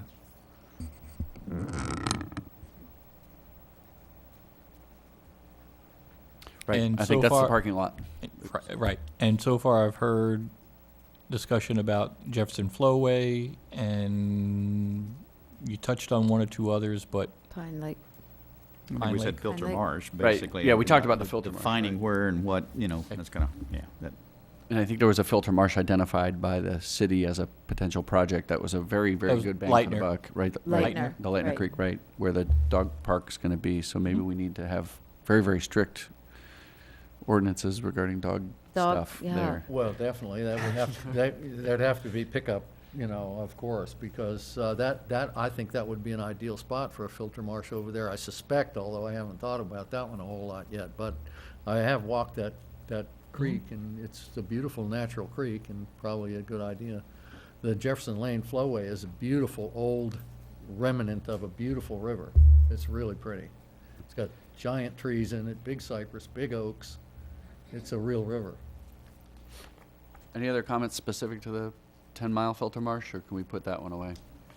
And I think conceptually it was a great study, but, I mean, we can use that to apply to our discussions, okay?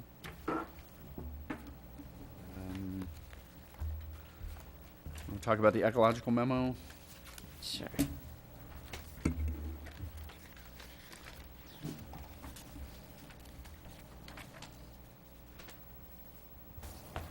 Dennis, you want to hit on your comments? Well, I had just put that it was, you know, of course, for the Lee County, which was 83,500 acres, and it did have quite a bit of recommendations or scenarios for purchasing and restoring, and it didn't get specific on funding, but I'm not sure how, since it was coupled with, I think, with the DHI report that we reviewed last week, that the 27,000 acres of private lands being purchased and restored, I just don't know how in the world that would ever be accomplished, even with $20 if you used them all up. I don't think you'd get there in 20, 30 years. So I'm not sure exactly how that ties into what Lee County is really going to do, and I'm not sure how it would tie into anything we're doing actually for that kind of restoration requirement. Like I said, I might be missing something there, but Am I correct that 2020 is generally likes to look at land which is in better condition, not in need of such great extensive restoration. They're looking, I thought, for lands that were in fairly pristine condition already versus. I think that's their priority, but I mean, I think it would depend on the land itself. Well, I just If found they it identify interesting something- that Karen was saying that the filter marsh idea and things like that is more towards lands that are already environmentally in trouble or agricultural land versus a 2020 purchase, which would be looking for something that was in better shape, just for funding of purchasing land. Well, 2020, they have their list of criteria, so it's a fairly extensive list. But I think what Karen was trying to get at is that you don't want to take a piece of land that's in pretty good shape, say it's some sort of pine flatwood area, and say, okay, well, we need more water storage, so let's scrape it down and turn it into a wetland so that we can store a foot of Ditch and extra burn. water. 2020 So- would not be inclined to that's- buy a piece of land for Yeah. that. No. That's okay. I was just looking at. It doesn't really fit the criteria. Because you're taking, the filter marsh, you're taking land, whatever it is, and modifying it extensively. Right, but that's why I was kind of agreeing with Dennis in regards to this, Irwin, that the land, I think that he did state, when I asked him about it, that there is a huge difference in how much open and free land there is in the Lee versus, our DRGR is different, is what I'm saying. Well, and we've got a lot more existing things here, including roads and homes and facilities, as I mentioned, that pretty well would limit the effectiveness of taking agricultural, for example, and converting it, because it really doesn't, it might not that you might not have some treatment mechanisms and drainage mechanisms with that area, but it doesn't fit the flow of the major issue of the Imperial River. Those go to Lightner Creek or Rosemary Canal. So I'm just saying, in fact, all of our ag lands pretty much go those directions. So they don't go to the river itself, not the mouth of the river. So I don't know. It just seems like it's apples and oranges to me as far as the purpose of that study. And of course, we knew it tied into the mining issue as well that was used for the DHI study. So. Well, I think there is a benefit of some of the concepts that are contained in the Irwin memo of having an understanding of historically what the area was like. Yeah, I think that's, so- the so history that is good, yes. The history is good because we need to have a better understanding of if we're going to recommend a flowway restoration or a filter marsh. We need to know historically what was where so that we can better resolve some of the recommendations that we're going to make. So I thought that the underlying concepts of what he was doing was good. Yes, it applied to the Lee DRGR, so the specifics probably wouldn't apply here. But the concept of what he was doing, building up that historical foundation upon which then you create your recommendations. I think, we've said additional storage is good, raising groundwater levels is good. Those basic principles are good. And this helps you to identify then where should some of those things happen, perhaps. So the concept of that. Anyone else? The important thing I got out of this was the importance of agricultural land. If we got it, let's keep it. It's good stuff. I mean, it's almost as good as being natural. Close, Almost, right. yeah. It's better than development, Yeah, we I don't wanna- suppose, don't is wanna lose is what any. he's saying. I mean, I think it's an aspirational memo. He's talking about, in general, this is better than that, but Well, he's always contended that agricultural land is ideal for restoration. Always ideal for restoration as opposed to trying to change an area that's already been developed. If you have But is it agricultural land, you can always restore it. Right, but is it ideal if left, I mean, from what I saw on the tables, agriculture is one of the main nitrogen loads. So if you've got agricultural land within the city that's either being heavily farmed or has a lot of cows on it, I see its value. I think he was talking about value for restoration. I don't think he was talking value for farming. well, and I don't think he talks about water quality issues either. I mean, really, he's Right. talking about storage And his point saturation, is, right. it's easier to convert farmland to storage Right. than But any I other didn't land. want that to be mistaken for the fact that that's a high nitrogen loading for quality. That's a quantity issue, but it's not so high on the marks His for point the. is that it's easy to restore ag land. Right. To a natural system. But if I you want think to, that if you need Karen's to. point was if it's just sitting there and it's not restored, they don't give the credit for it because if it's not improving, it's just. I think Well, you got the issue of the cost and how do you pay for it, but also I think you heard the speakers say that you can actually improve water quality with development standards than Right. what the current condition is That's for what I'm ag. saying, is if you go with the current best management practices and the future, in the future growth part, that leaving it as ag land not restored, just as active agricultural land continues to pollute compared to new development done correctly with low impact. That's what I understood. Now, we can all talk about that, but You mean what Kevin said, or better yet, restore Karen. it, or restore it? Well, but what Karen was saying is if a county or whomever purchased that agricultural land and then didn't actively farm it, they do get some credit because you're no longer putting things on the land. However, until you restore it, you don't get the best bang for the buck. That's So for sure. so there's a two-step process. One is purchasing the land so that there's no further agricultural, which means no additional pollutants Right. onto the land. Right. Different step is restoring the land so that it then removes. But we're pollutants. right now talking about purchasing this land, not leaving it just, that's what I want to make sure, David, that you were just saying. You said, well, if we have this agricultural land, let's hang on to it. Do you mean let's buy it? Yes. Okay. I just wanted to clarify that as opposed to just saying this can't be permitted as something else because it's ag land and that's good. I wanted to clarify that with you. That's what you were saying. As far as I thought, no. Right. So does that need to go in the parking lot, that we're going to make a recommendation to the city that we buy agricultural land? I mean, I'm going to take this all the way down this thought process here.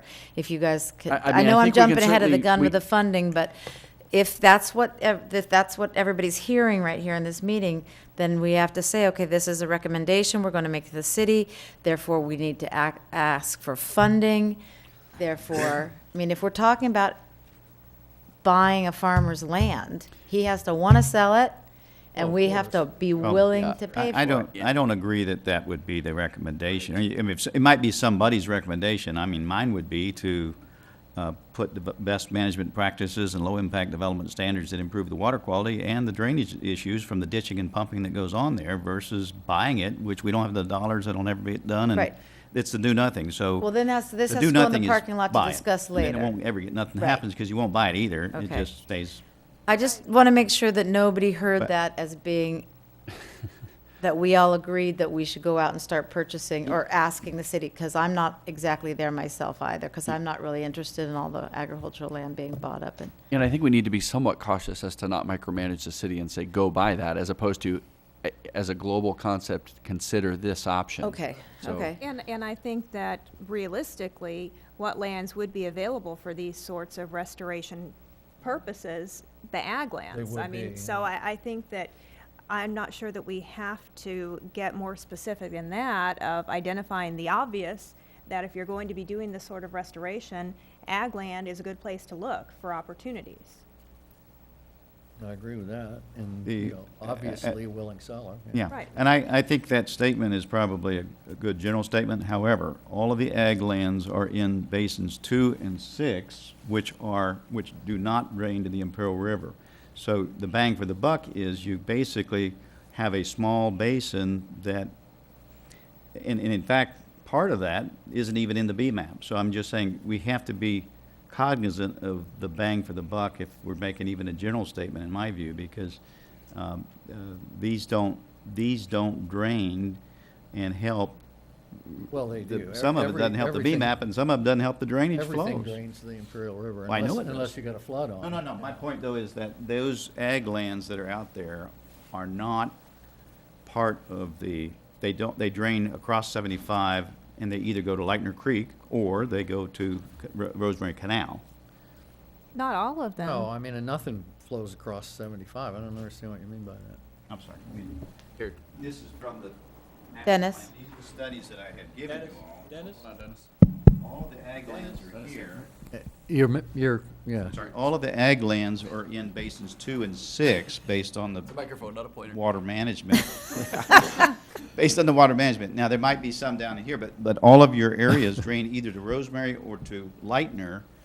They don't drain to the Imperial River, so Well, my sure they point. do. They go down Over Kent here. Yeah, Road. they drain over here, No, right. no, on the other side of Right, I-75. right, they do. They drain over here toward 41. Well, Citrus Park and the ag land to the east of that is within the BMAP for the Imperial River Yes, it is. Basin. Yes, it is. So those areas, the ag land in that area would qualify if there was a project done there for this required pollutant reduction. Right. Yeah, but you just don't have much of a basin that flows to it, is what my point is. That's So part of the why wouldn't you restoration, put though. your Part of the restoration and your restoration BMAT, is your Create Your some water connections. quality treatment should be where you have the bulk of your flow to get the best bang for the buck, in my view. You'd have to do some connections. You'd have to do some flowway restoration. Do we dare discuss the BMAP and the TMDL report? Sure. I mean, we may want to talk about the TMDL report Let's- yeah, first, let's do since that one that first. kind of leads into the BMAP.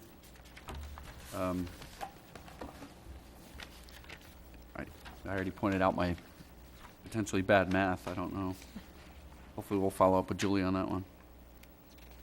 Which one are you talking about now? The TMDL report.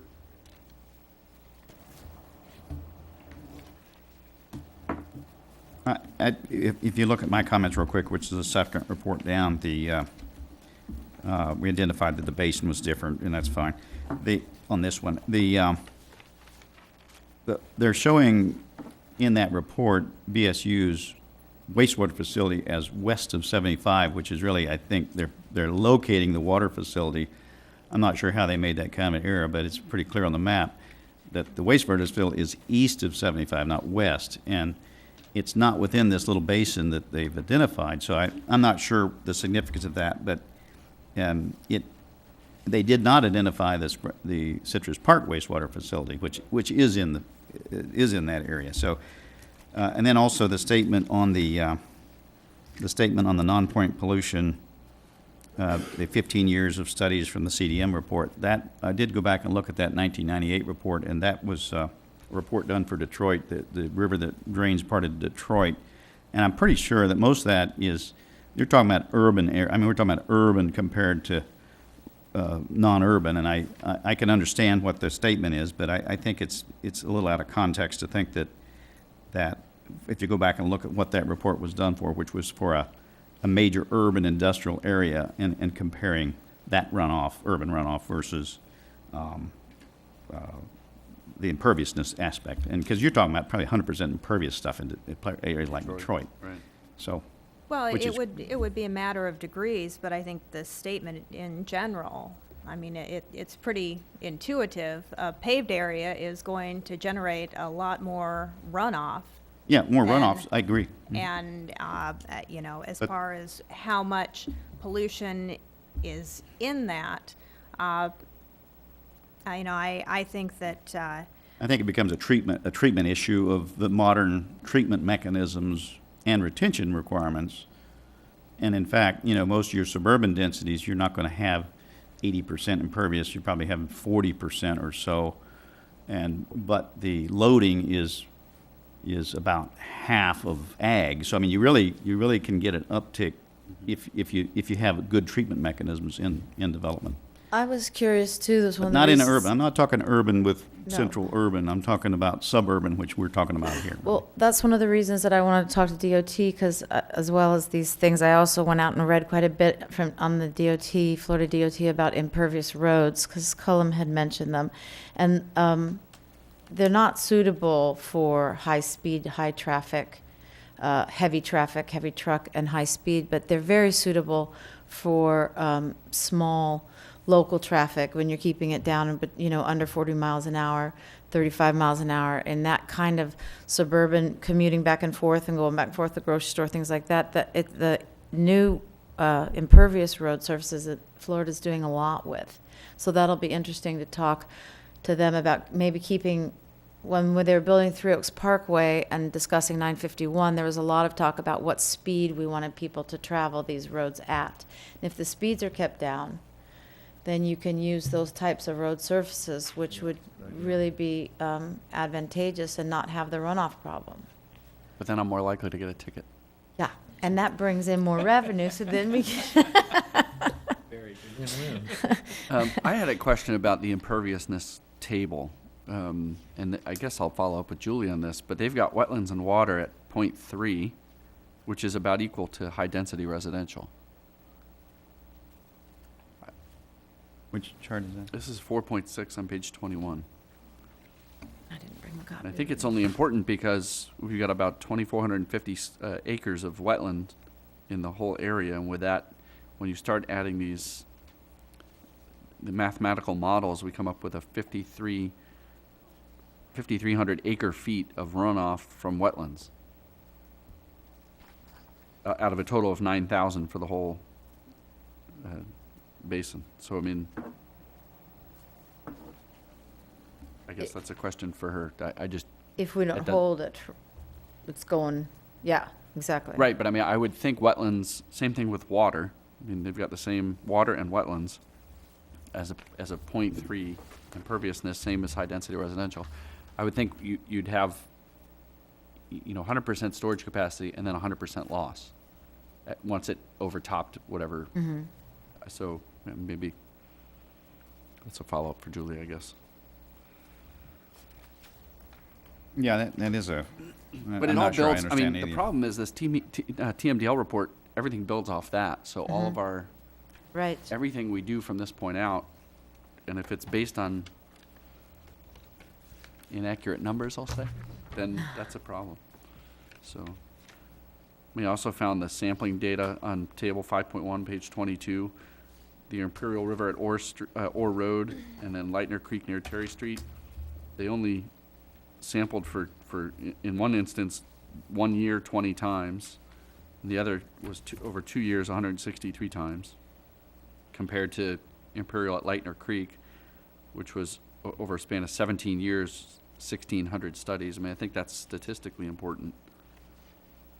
But Of course, this study was done in what, 08, so it was 4 years ahead of the Everglades West Coast Basin, but right. and which, as I pointed out, there's some data in there that's probably in error as well, like the 1,000 acres of ag. So I mean, I think these things are going to need to be constantly looked at and updated, probably. Because Right.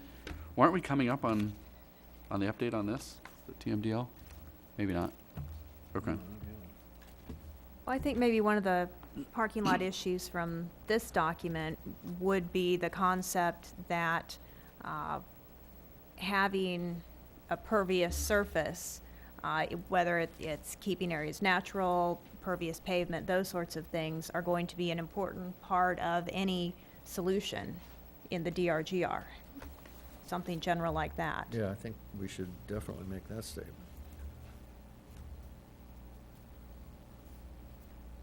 I think you had said minimizing or lessening the impervious areas, whatever, something like that.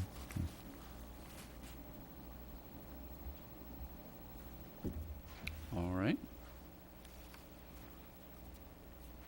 Are you the parking lot attendant, John? Trying. Perfect. Take the tip. What's that? Take the tip. There you go. All right, we done with the TMDL report? And then we'll move on to the BMAP, and then we'll go to the update.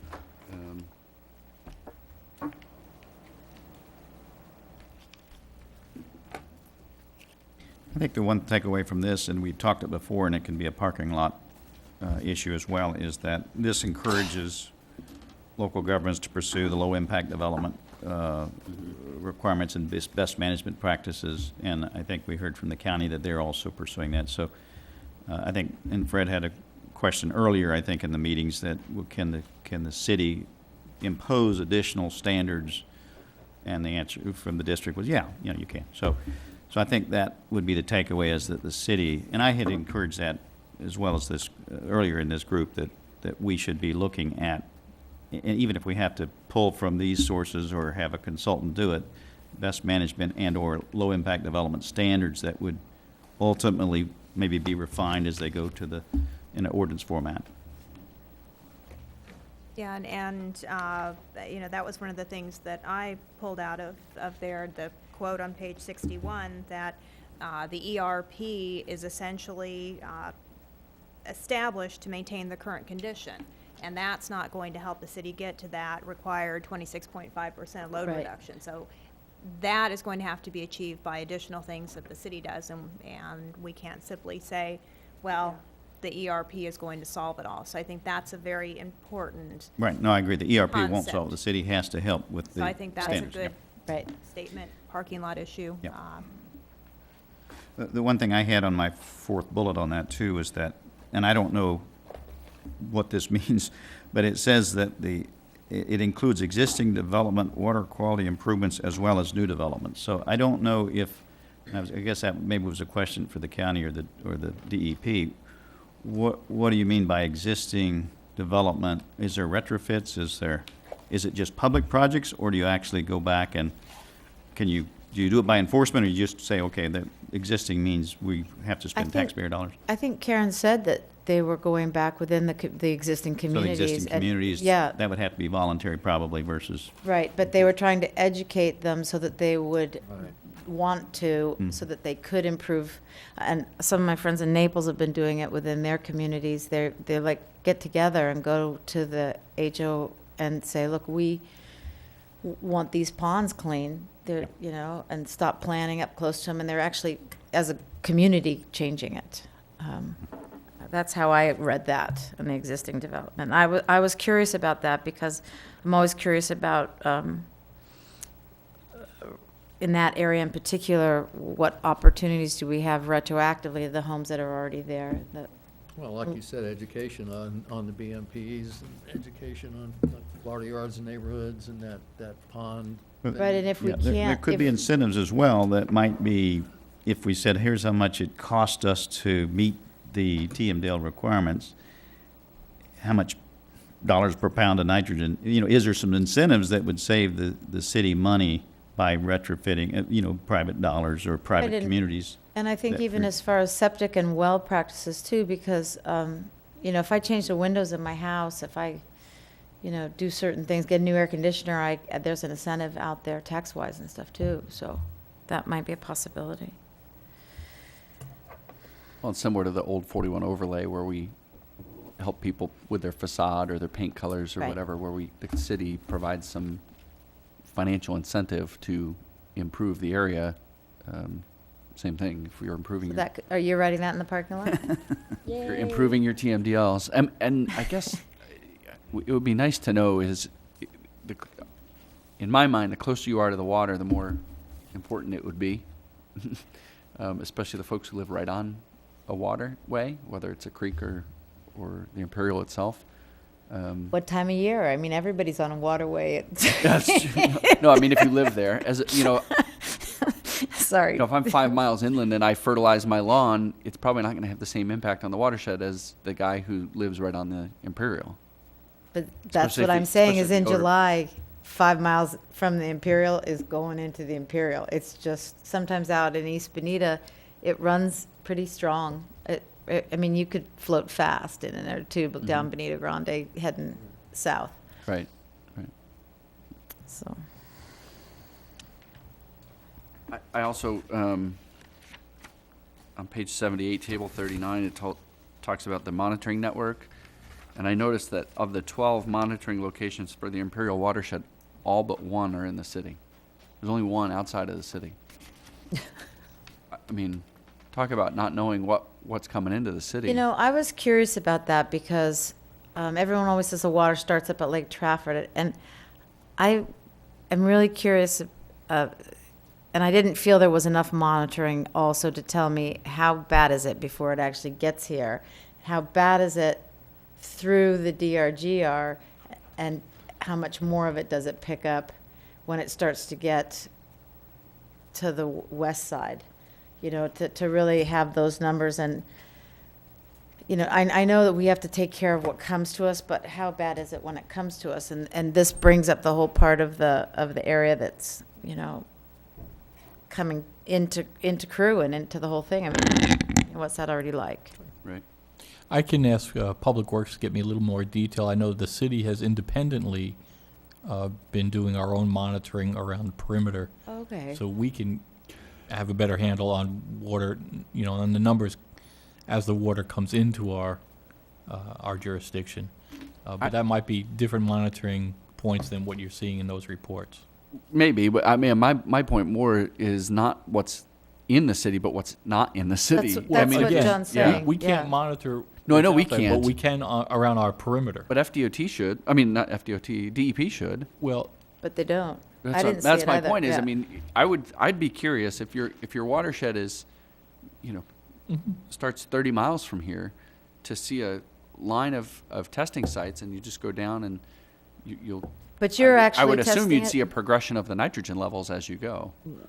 And if you see well, a spike, who knows? I mean, but the point is, we can't actively control. You might make a recommendation that DEP do something like that. Right. But I know what we can do internally is our own monitoring around our perimeter, and I'll get you some more detail on how long that's been going on, where it's going on, and what the results are looking like. That's Okay, great. great. I didn't Yeah, know that'd that be good. the city was doing that. That's great. Thanks, John. Yeah.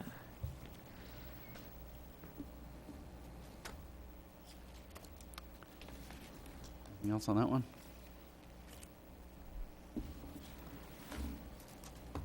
All right, the 2013 progress report. Did everybody get that? Because I think you said Apparently, if the email came through, it blew by me, because Okay. I didn't print it and didn't review it, but. Okay, well, we can always come back to this, but I was impressed, and I guess kudos to Matt and the Public Works folks. We're a third of the way there for our reduction. I mean, I think that's fantastic. And again, just, I guess to get that on the record again, for anybody who still might be listening, but the numbers that the county was talking about in terms of the overall target numbers, how we're doing, and what Julie from DEP was referencing, internally to the city of Bonita Springs, if our target number was 9,000, I think it was, pounds, we actually, in that first year of the first 5-year phase, have reduced by 3,000. So off to a good start, I guess. Yeah, it's 9,903 pounds. There you go. And you're at 3,533. So good job. And I mean, clearly Bonita is making far better progress than the other stakeholders. Take it very seriously. So.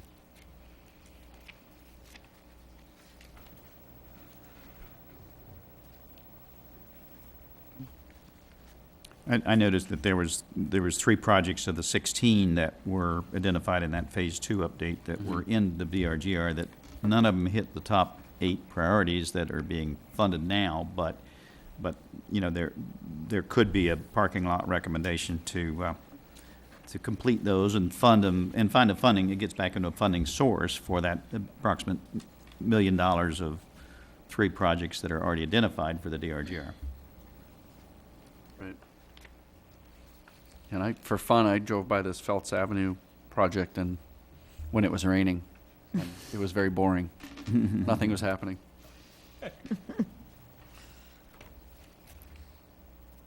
All right. Anything else on this one? Moving on. All right, the master plan update, Phase 2. Oh, I'm sorry, that's what Oh, sorry. I thought we were on that. Well, that's what what I you referenced. had. I'm sorry. Yeah, you were talking about the. Already jumped That's ahead. okay. Well, but it is referenced in the other study, so it's. Okay. It was good timing.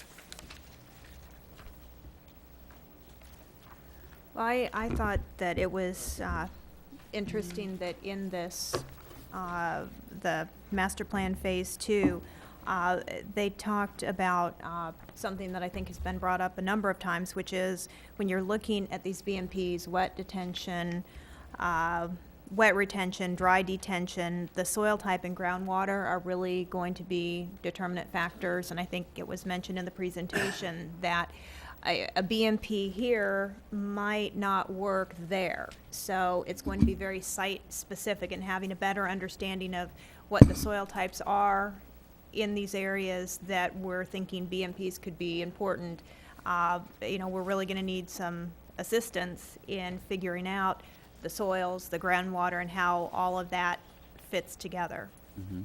And that's something Eric Livingston may address. He brought that up in his comments to council last year, but I think that's an important point. And again, that will depend on how specific you want to get with your recommendations. I mean, if the recommendations are just more generic in terms of use the best management practices where appropriate, that's one thing. If you want to get down into you do this in that location, then you're right. You're going to need to know, is that the right tool to use in that particular area? Then maybe but that's up to you guys, Maybe just a general disclaimer that BMPs, these sorts of BMPs are a good idea. However, be aware that due to One the size soils fits all and doesn't work, groundwater, yeah. Right. Well, and I think you've got a fairly good method to how you prioritize the projects. I was a little bit surprised that cost played such a little factor in that. It was only worth 20 points as opposed to, these are primarily taxpayer funded. Mhm. You would think cost would play a bigger role in that. I'd rather see a bigger bang for the buck, so to speak, be a bigger factor, not a. I guess the soil. Basically, how you could tailor your recommendations then is to. Maybe, right, is I to think we say. can, right. yeah. I think we can get a little bit more specific than just generalities. We already talked about impervious stuff like pavement, but, and I think we're already doing, the Florida-friendly landscape, and we already have the fertilizer ordinance. I mean, so some of those maybe need to be just clarified that needs to be implemented or strengthened or whatever, or just implemented.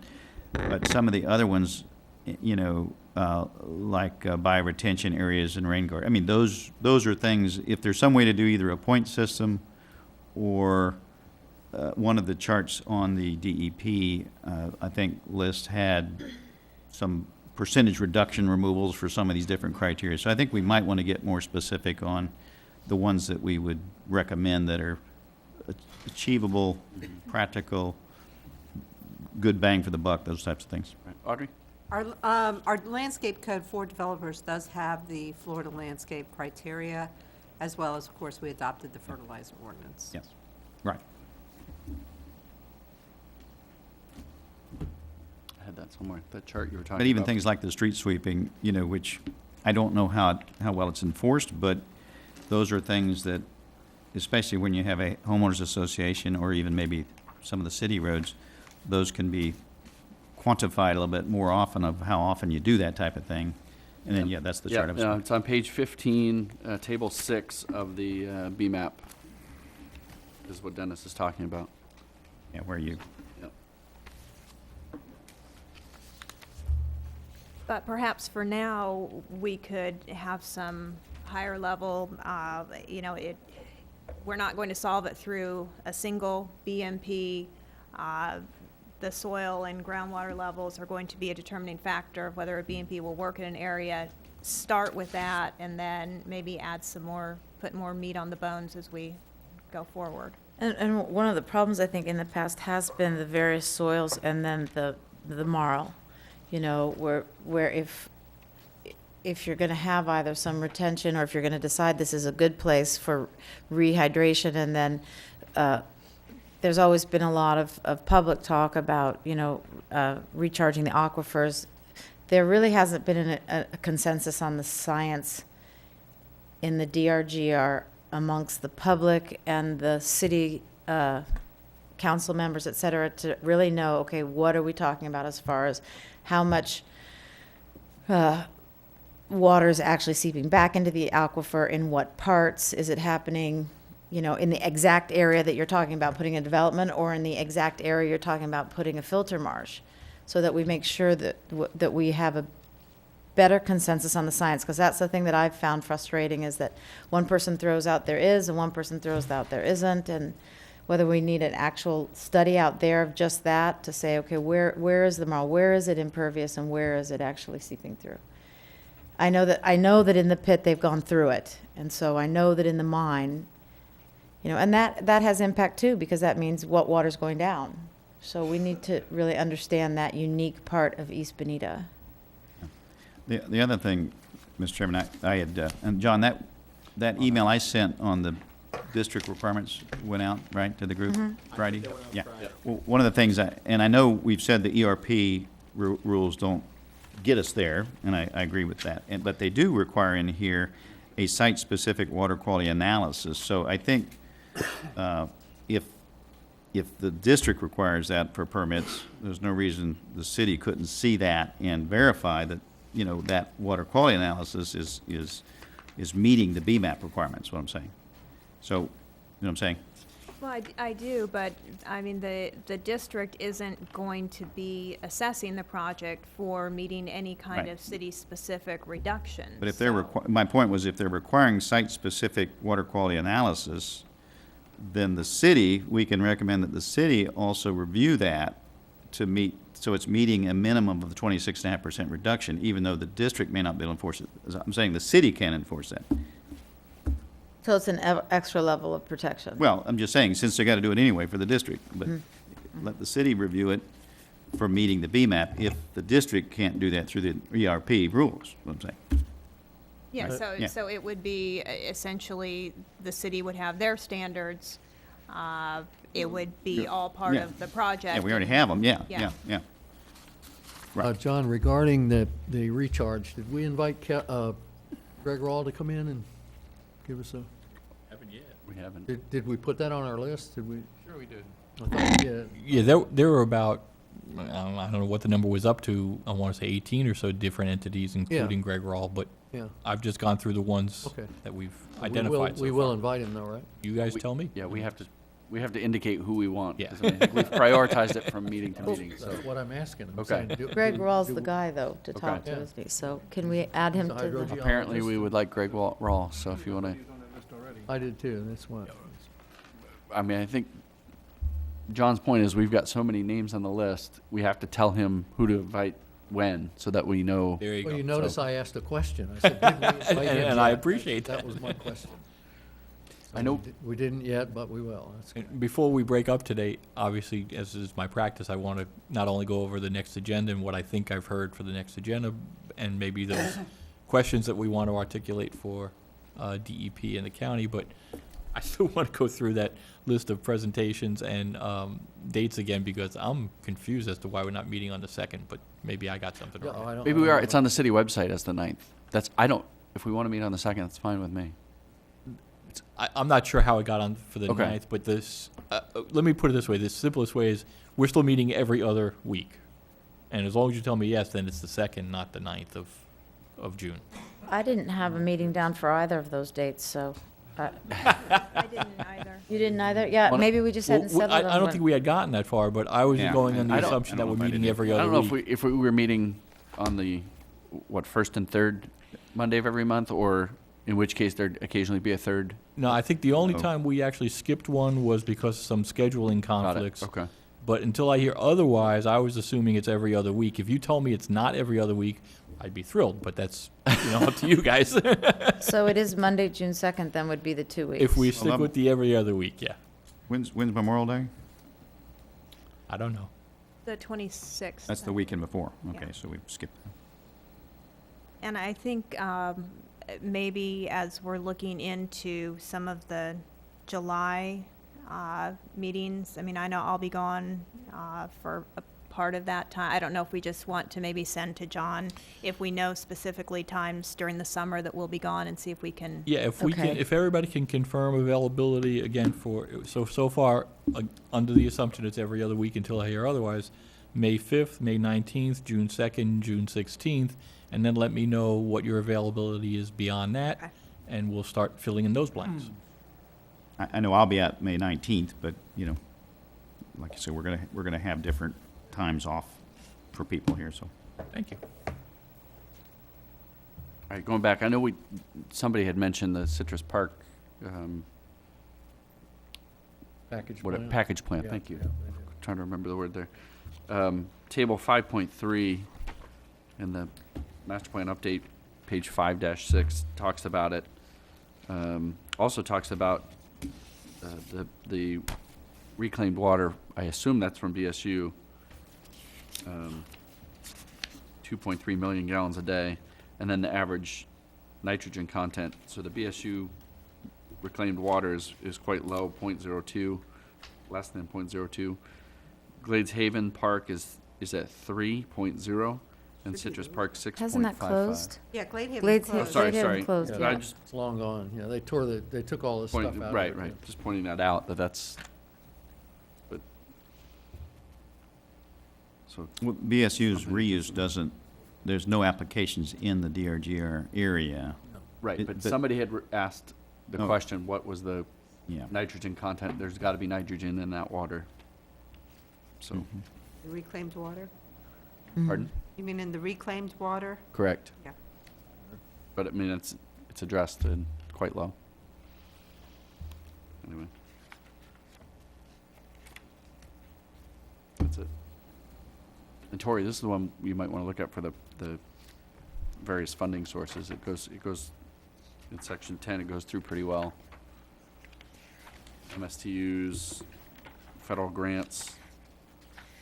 Right, So- but I wanted sort of more of a, how much do they get? I mean, I know that there are lots of people competing. Right. So that's why I was asking in Lee County, because I think if it would be my feeling that if I were competing against, say, something that was over on the East Coast for the Everglades right now, they might be higher up in the list. And I, just by the way, drove to Austin and back again last week, and so much of that drive across 10 and everything is over waterways. And so as I was going through past signs that were like such and such basin management, I was looking them up. So my husband was just cruising along, and it was interesting to read about the different watersheds through to Texas in my spare time. But it was interesting to see how much of that is really protected and really beautiful, and they've been managing it. So I'm thinking, I'm afraid I'm going up against for that money. They're going up against the same money. So although I saw those funding, I didn't know in Lee County how much was flowing this way was more my question. See what you've done to us? I know. My spare time, I'm going to Feltz Avenue to look at stormwater stuff. Tori told me that story, and I felt terrible. All right, anything else on the update? No, Sorry. no, I just didn't know if there's anything else on these BMPs or low-impact development standards. And of course, the handout from the district at page E4 addresses several, again, they're general statements. So I'm not sure. Nicole, your thought was Eric had some of those, and he had them on his prior slideshow, I remember. But is there some way to quantify or that we should be looking at? I mean, because one of the thoughts I had early on when I said, here's our next steps, was to say, is there a consultant, and it could be him, but is there a consultant that can actually quantify? So maybe there is multiple, maybe there is judgment of what goes where best, you know, that everything doesn't fit every situation, but is there some way to quantify it? And maybe Lee County is doing some of that too. And I've seen it done with point systems. I've done some of it with actual calculations of nitrogen removal. And we probably want to get at least specific enough to where even though we can't do it, maybe there's some follow-up that someone else that's more technically competent can do those things. So actually, it's got a little bit better definition than just generalities, I'm saying. Right. So, Well, I thought these were helpful. I mean, Yeah. 150% reduction, 150% Yeah. stormwater retention, so. Yeah. I mean, they're, well, that's just for the water. That's what they're using for permit Right, criteria. right. Yeah. it's a good roadmap. And we talked about, one of the thoughts I've had, and we put it in the parking lot, is that it probably doesn't fit anyway, but I know when we get into the wellfield protection and stuff, we're not gonna have certain distances for fueling stations and chemical storage and things like that, hazardous materials that you wouldn't want anywhere close to your well field, or even for your water quality issues. And I would say it's pretty easy just to say there's not gonna be any golf courses in this area. They're not allowed now anyway in the DRGR, so it's not like we have to allow them, because this is not one of the areas in the DRGR that was allowed for golf courses, so. Correct me if I'm wrong, I thought recreational facilities were. Is They're- it excluded from recreational facilities? Okay. All right. portions You would know of the better than I would, but- DRGR were allowed for golf courses. This wasn't one of them. Okay. And the only recreational facility was allowed was the YMCA, but, and the ball fields there. Right. But, so it's really, it's pretty easy because they're not allowed now in it. Right. They say they continue to not allow them. Right. Parking lot attendant? This is valet parking, I understand. Exactly, there you go.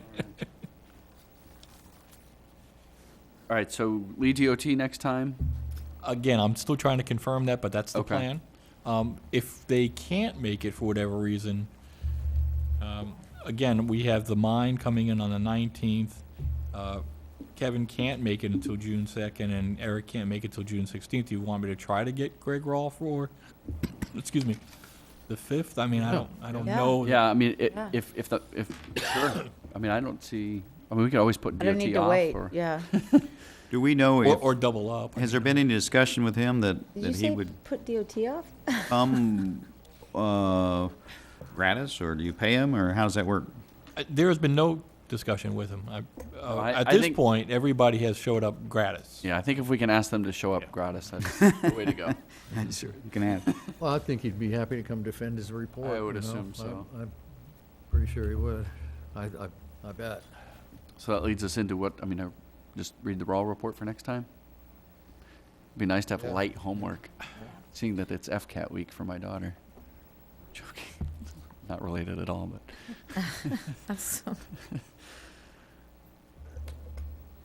Anything else, or just the raw report? I wouldn't mind it just being the raw report. I wouldn't either. I'm That fine would with be me. great. All right. To clarify the raw report, the one I have, it still says draft. There was like not recommendations, but there was conclusions. Is that what we have in there as far That's as? the only one that the I'm one we aware have, of. okay. So I'll try to, Draft. I I'll don't try think it was to, ever formally completed. Yeah. I'll try to contact Greg Rawl then about that. It's kind of short notice, but we'll see what we can do.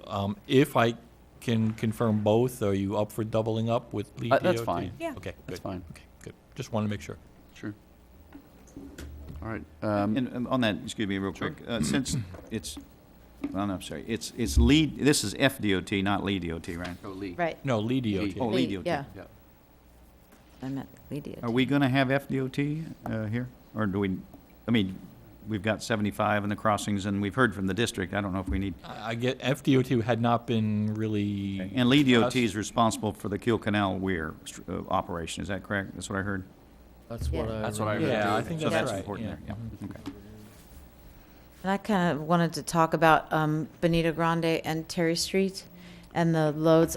My biggest concern is the Santa Barbara Logan extension coming up and the new development out on on Bonita Beach Road, and the load it's going to put on Bonita Grande, and the funding and possible widening of those roads, and the traffic load that's already, what's their feeling on the traffic load and what's planned. Yep. So that was Lee. And I will also be sending you, hopefully sometime this week, the other, I think would be 4 emails that I got between yesterday and today that frankly I have not even looked at, assuming that they're related to the studies that you looked, but I'll send those out to you also. So I don't know if you want to. And John, how would you like to synthesize the questions that we still have for Julie and Karen? Well, what I've got, and tell me if what I missed, but Julie was going to follow up on a couple of different things. One was that difference between the BMAP and the WIBID in terms of, was it 1,200 acres? 1,280 acres. So where does that come from? What is that all about? And can we identify what they are? Because it sounds like there's a pretty high percentage of load that comes out of that. Second thing she was going to check in on was if the city is to recommend a project that, for example, results in rehydration of crew lands outside the city limits, so who gets the credit for that? Not that we I wouldn't think- do it anyway, but. I think there was 2 parts of that. The other part of that was what if there's lands, do we get, well, maybe the answer is no. Do we get credit for improvements outside the BMAP? And I guess maybe the answer is no on that, but, because I brought up this Edison Farms thing. I mean, does that not, would that not be getting any credits because it doesn't flow? It's not in the BMAP, but It's also not I think the she city. said no, but It's maybe not that's in the the- answer. Yeah, it's either. not in the city and not in the BMAP, so that No, might be that's- stretching it just a bit, but. Third question was. Should we discuss annexation? It's another meeting for I'm another joking. time. The third question was to try to pin down, and I don't have a reference to what page this table is on, but that 7.4 versus 7.7 on the total nutrients. Table 3.2 on page 10 of the 3 TMDL point- report. 3.2, Table 3.2, page 10. page 10. And it seems to me like there was one other question for Julie regarding impervious surfaces, but I'm not quite sure what that was. I just wrote impervious surfaces. Anybody know a fourth question for Julie? Nope, going once, going twice. Okay, we'll limit that to 3 questions. I think that came back down to the soil types. And, Oh, I think the question might have had to do with, that just kind of rang a bell in my head, whether or not all impervious surfaces are looked at the same, because there were some uses, roads, for example, Oh. versus some other uses, and they seem to all score out the same, and that didn't seem intuitive to some folks, I think. Or Or, are you talking about? Yeah, I'll get there. Keep going. and then for Karen, I only had one follow-up question, and that was, how much is that UV trailer thing cost before we steal it? I had a question. Mobile water treatment plant. Right, right. I had a question on the percentage of nitrogen reduction from the filter marsh, from the 10 miles? Lakes, the Lakes Oh, Lake Park. She had the pounds, and I said, well, what does that translate to on a percentage of reduction? Gotcha. All right, going back to Julie's questions. Mm-hmm. Table 4.6 on page 21, the percent impervious for wetlands and water is 0.3, which is about equal to high-density residential. oh, that's the one you didn't, yeah. Right, can they explain that? Table 4.6 on page 21. 21. Thank you. Now it makes sense. So those were my follow-up questions Excellent. that I'll be sending out. And for Alright. the next meeting, then, we have got 2 sets of minutes. Yep. Some combination of lead DOT and/or Greg Rawl. You'll have read the Rawl report and gotten me your comments well in advance. I don't know, do you want me to take a stab at putting together some of these parking lot issues? I think that would be helpful. I Just think I list them only- and then let us see, might spur other thoughts or I've say, I've yeah, we- already shared with Scott a template that I've used for other committees in terms of presentations to council. And basically, it's just a 1-page, 2-line, very short summary. Here's the issue. A couple lines on here's our analysis, here's what we did to address this issue, and then try to make some tangible recommendations. And again, that's just a working tool that then you can kind of make as many as you want and mix them up and. Yeah, and if we can put a subject header on each of those and keep it as Water quantity, water quality. but even water more, supply, even or- more narrow than that would be Okay. great. Within water quantity, Imperial, or maybe even talk about Kiel Canal. What I will do, if it's okay with you then, is I'll put together what I can in terms of that template, but my focus will just be on form rather than content, and kind of your job to fill in the content. So it might not be broken down to the way Scott is envisioning it. You might see language and you say, no, I never agreed to that. Don't focus on the content as much as the form, and that'll give you guys a place to start. Is that fair enough? Yeah, I'd recommend also, and we've kicked it around, something that funding or possible funding or how it's funded, Funding that type of sources, thing. yeah. Funding sources, yeah. Ordinances, Jefferson Flowway, pervious surfaces. Yeah, and typically on these Monitoring outside the recommendations, they should, as best as possible, should be done by some entity, and then with a timetable and paid for by, so basically you're, as best you can, laying out the all the necessary items for the council to then consider. You got it. Thank you. Do we have any other member items? Nothing?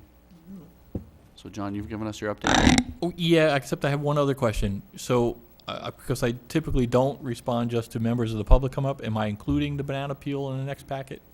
I was asked to by the public, but didn't hear that from you guys.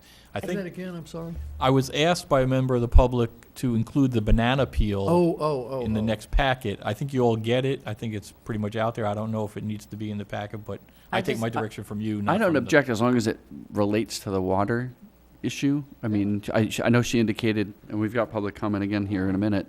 That's septic tanks. About, right, if it's a specific report about septic tanks. I'll be taking my direction on those kind of things from you guys, so just, Established precedent for it already. Right, no, I don't have an objection, again, as long as it relates to something that's within our purview. You got it. So. That it? All right. Public comment? I'm only sending and asking for the banana to be included in your packets when my team has done specific research pertinent that you can use, if it's pertinent to the goals here for the community. There are other banana peels out there that are not pertinent. So it would be 448 I'm including? Yes, please. Gotcha. I'll try to be way under 4 minutes because it's been a long day. I'm impressed we were all set that long. The Imperial Marsh, which was, I think, the one that the city was getting the most credit for as far as dropping your TMDLs, I don't know where that is. Have you already covered that and I missed it? I mean, you're talking thousands of lowering of pounds per TMDL. Anyway, maybe in the future you can get to that. In other words, what's already been successful, what's worked in Sarasota Bay, what's worked in other areas. Real quick, I don't think the Imperial Marsh is actually in the city. No. No. It was on the B map, but not in the Right. city Oh, okay, limits? Is okay. that what it is? No, the one that really is effective in the city is the Lightner Creek Lightner. Marsh, which gets over 2,000. She had something said Pounds Imperial reduction. Marsh. Oh, okay, it was on her, it was on her, I okay, can't sorry. back it up. Didn't mean to interrupt you. The other question I have is, and I guess I'm gonna show my ignorance once more. Down on Bonita Beach Road, you've got a lot of suburban developments. I thought some of that water went south, which that's in our B map. Definitely They're goes showing down all. into. Well, it's on your B map. She's showing it in Imperial River drainage basin. Cocohatchee. So that's a question to me. Goes to And then the second part of that, where does that water go, which is important to the city, so we should know for sure. The second part is, do they monitor their outflows? Does Lee County, does the city? I think the city does. So, And then, oh, go ahead, I'm sorry. that's okay, you can. The last would be, I think when you follow up with the Kent Road drainage, you'll find there's a lot of what I would call low-hanging fruit. Yep. Straight ditch right into the river. Yep. And where those ditches terminate is also already public land. So there's no public purchase, it's just pay somebody with a little bulldozer in front end loader and some rock and get something done. You've got 2 months, the ditches are gonna be June, July, they'll be flowing again. Those trash bags, those quart bottles of oil, all that, now's the time to put up some barriers in those ditches. Thank you. Thank you. I have a question from that. Oh, about. Go ahead. I can't ask. Does none of these developments here, none of this comes back the other north of? I thought it did come back north of Bonita Beach Road. I didn't think all that they went south. Right. I All thought of that it's in the B map. Right. Right.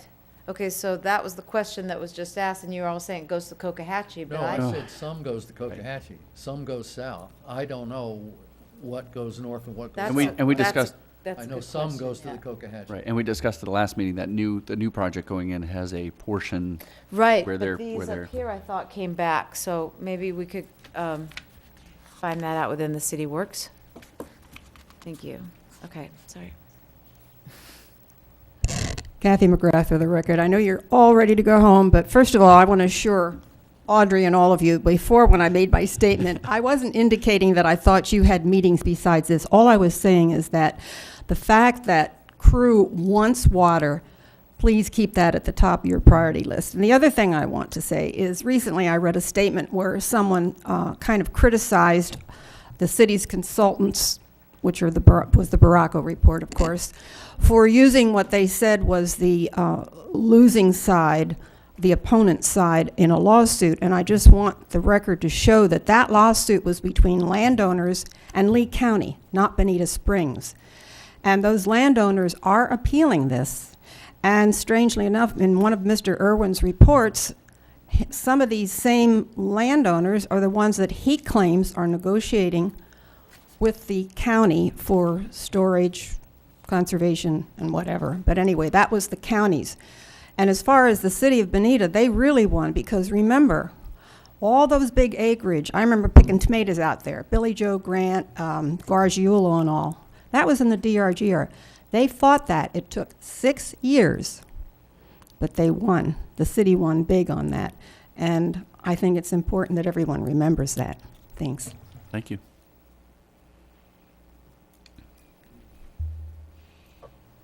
Good afternoon. I'm John West. I'm the guy that did the septic tank report. Mr. Chairman, I had a particular problem in the TDML calculation, which you have solved.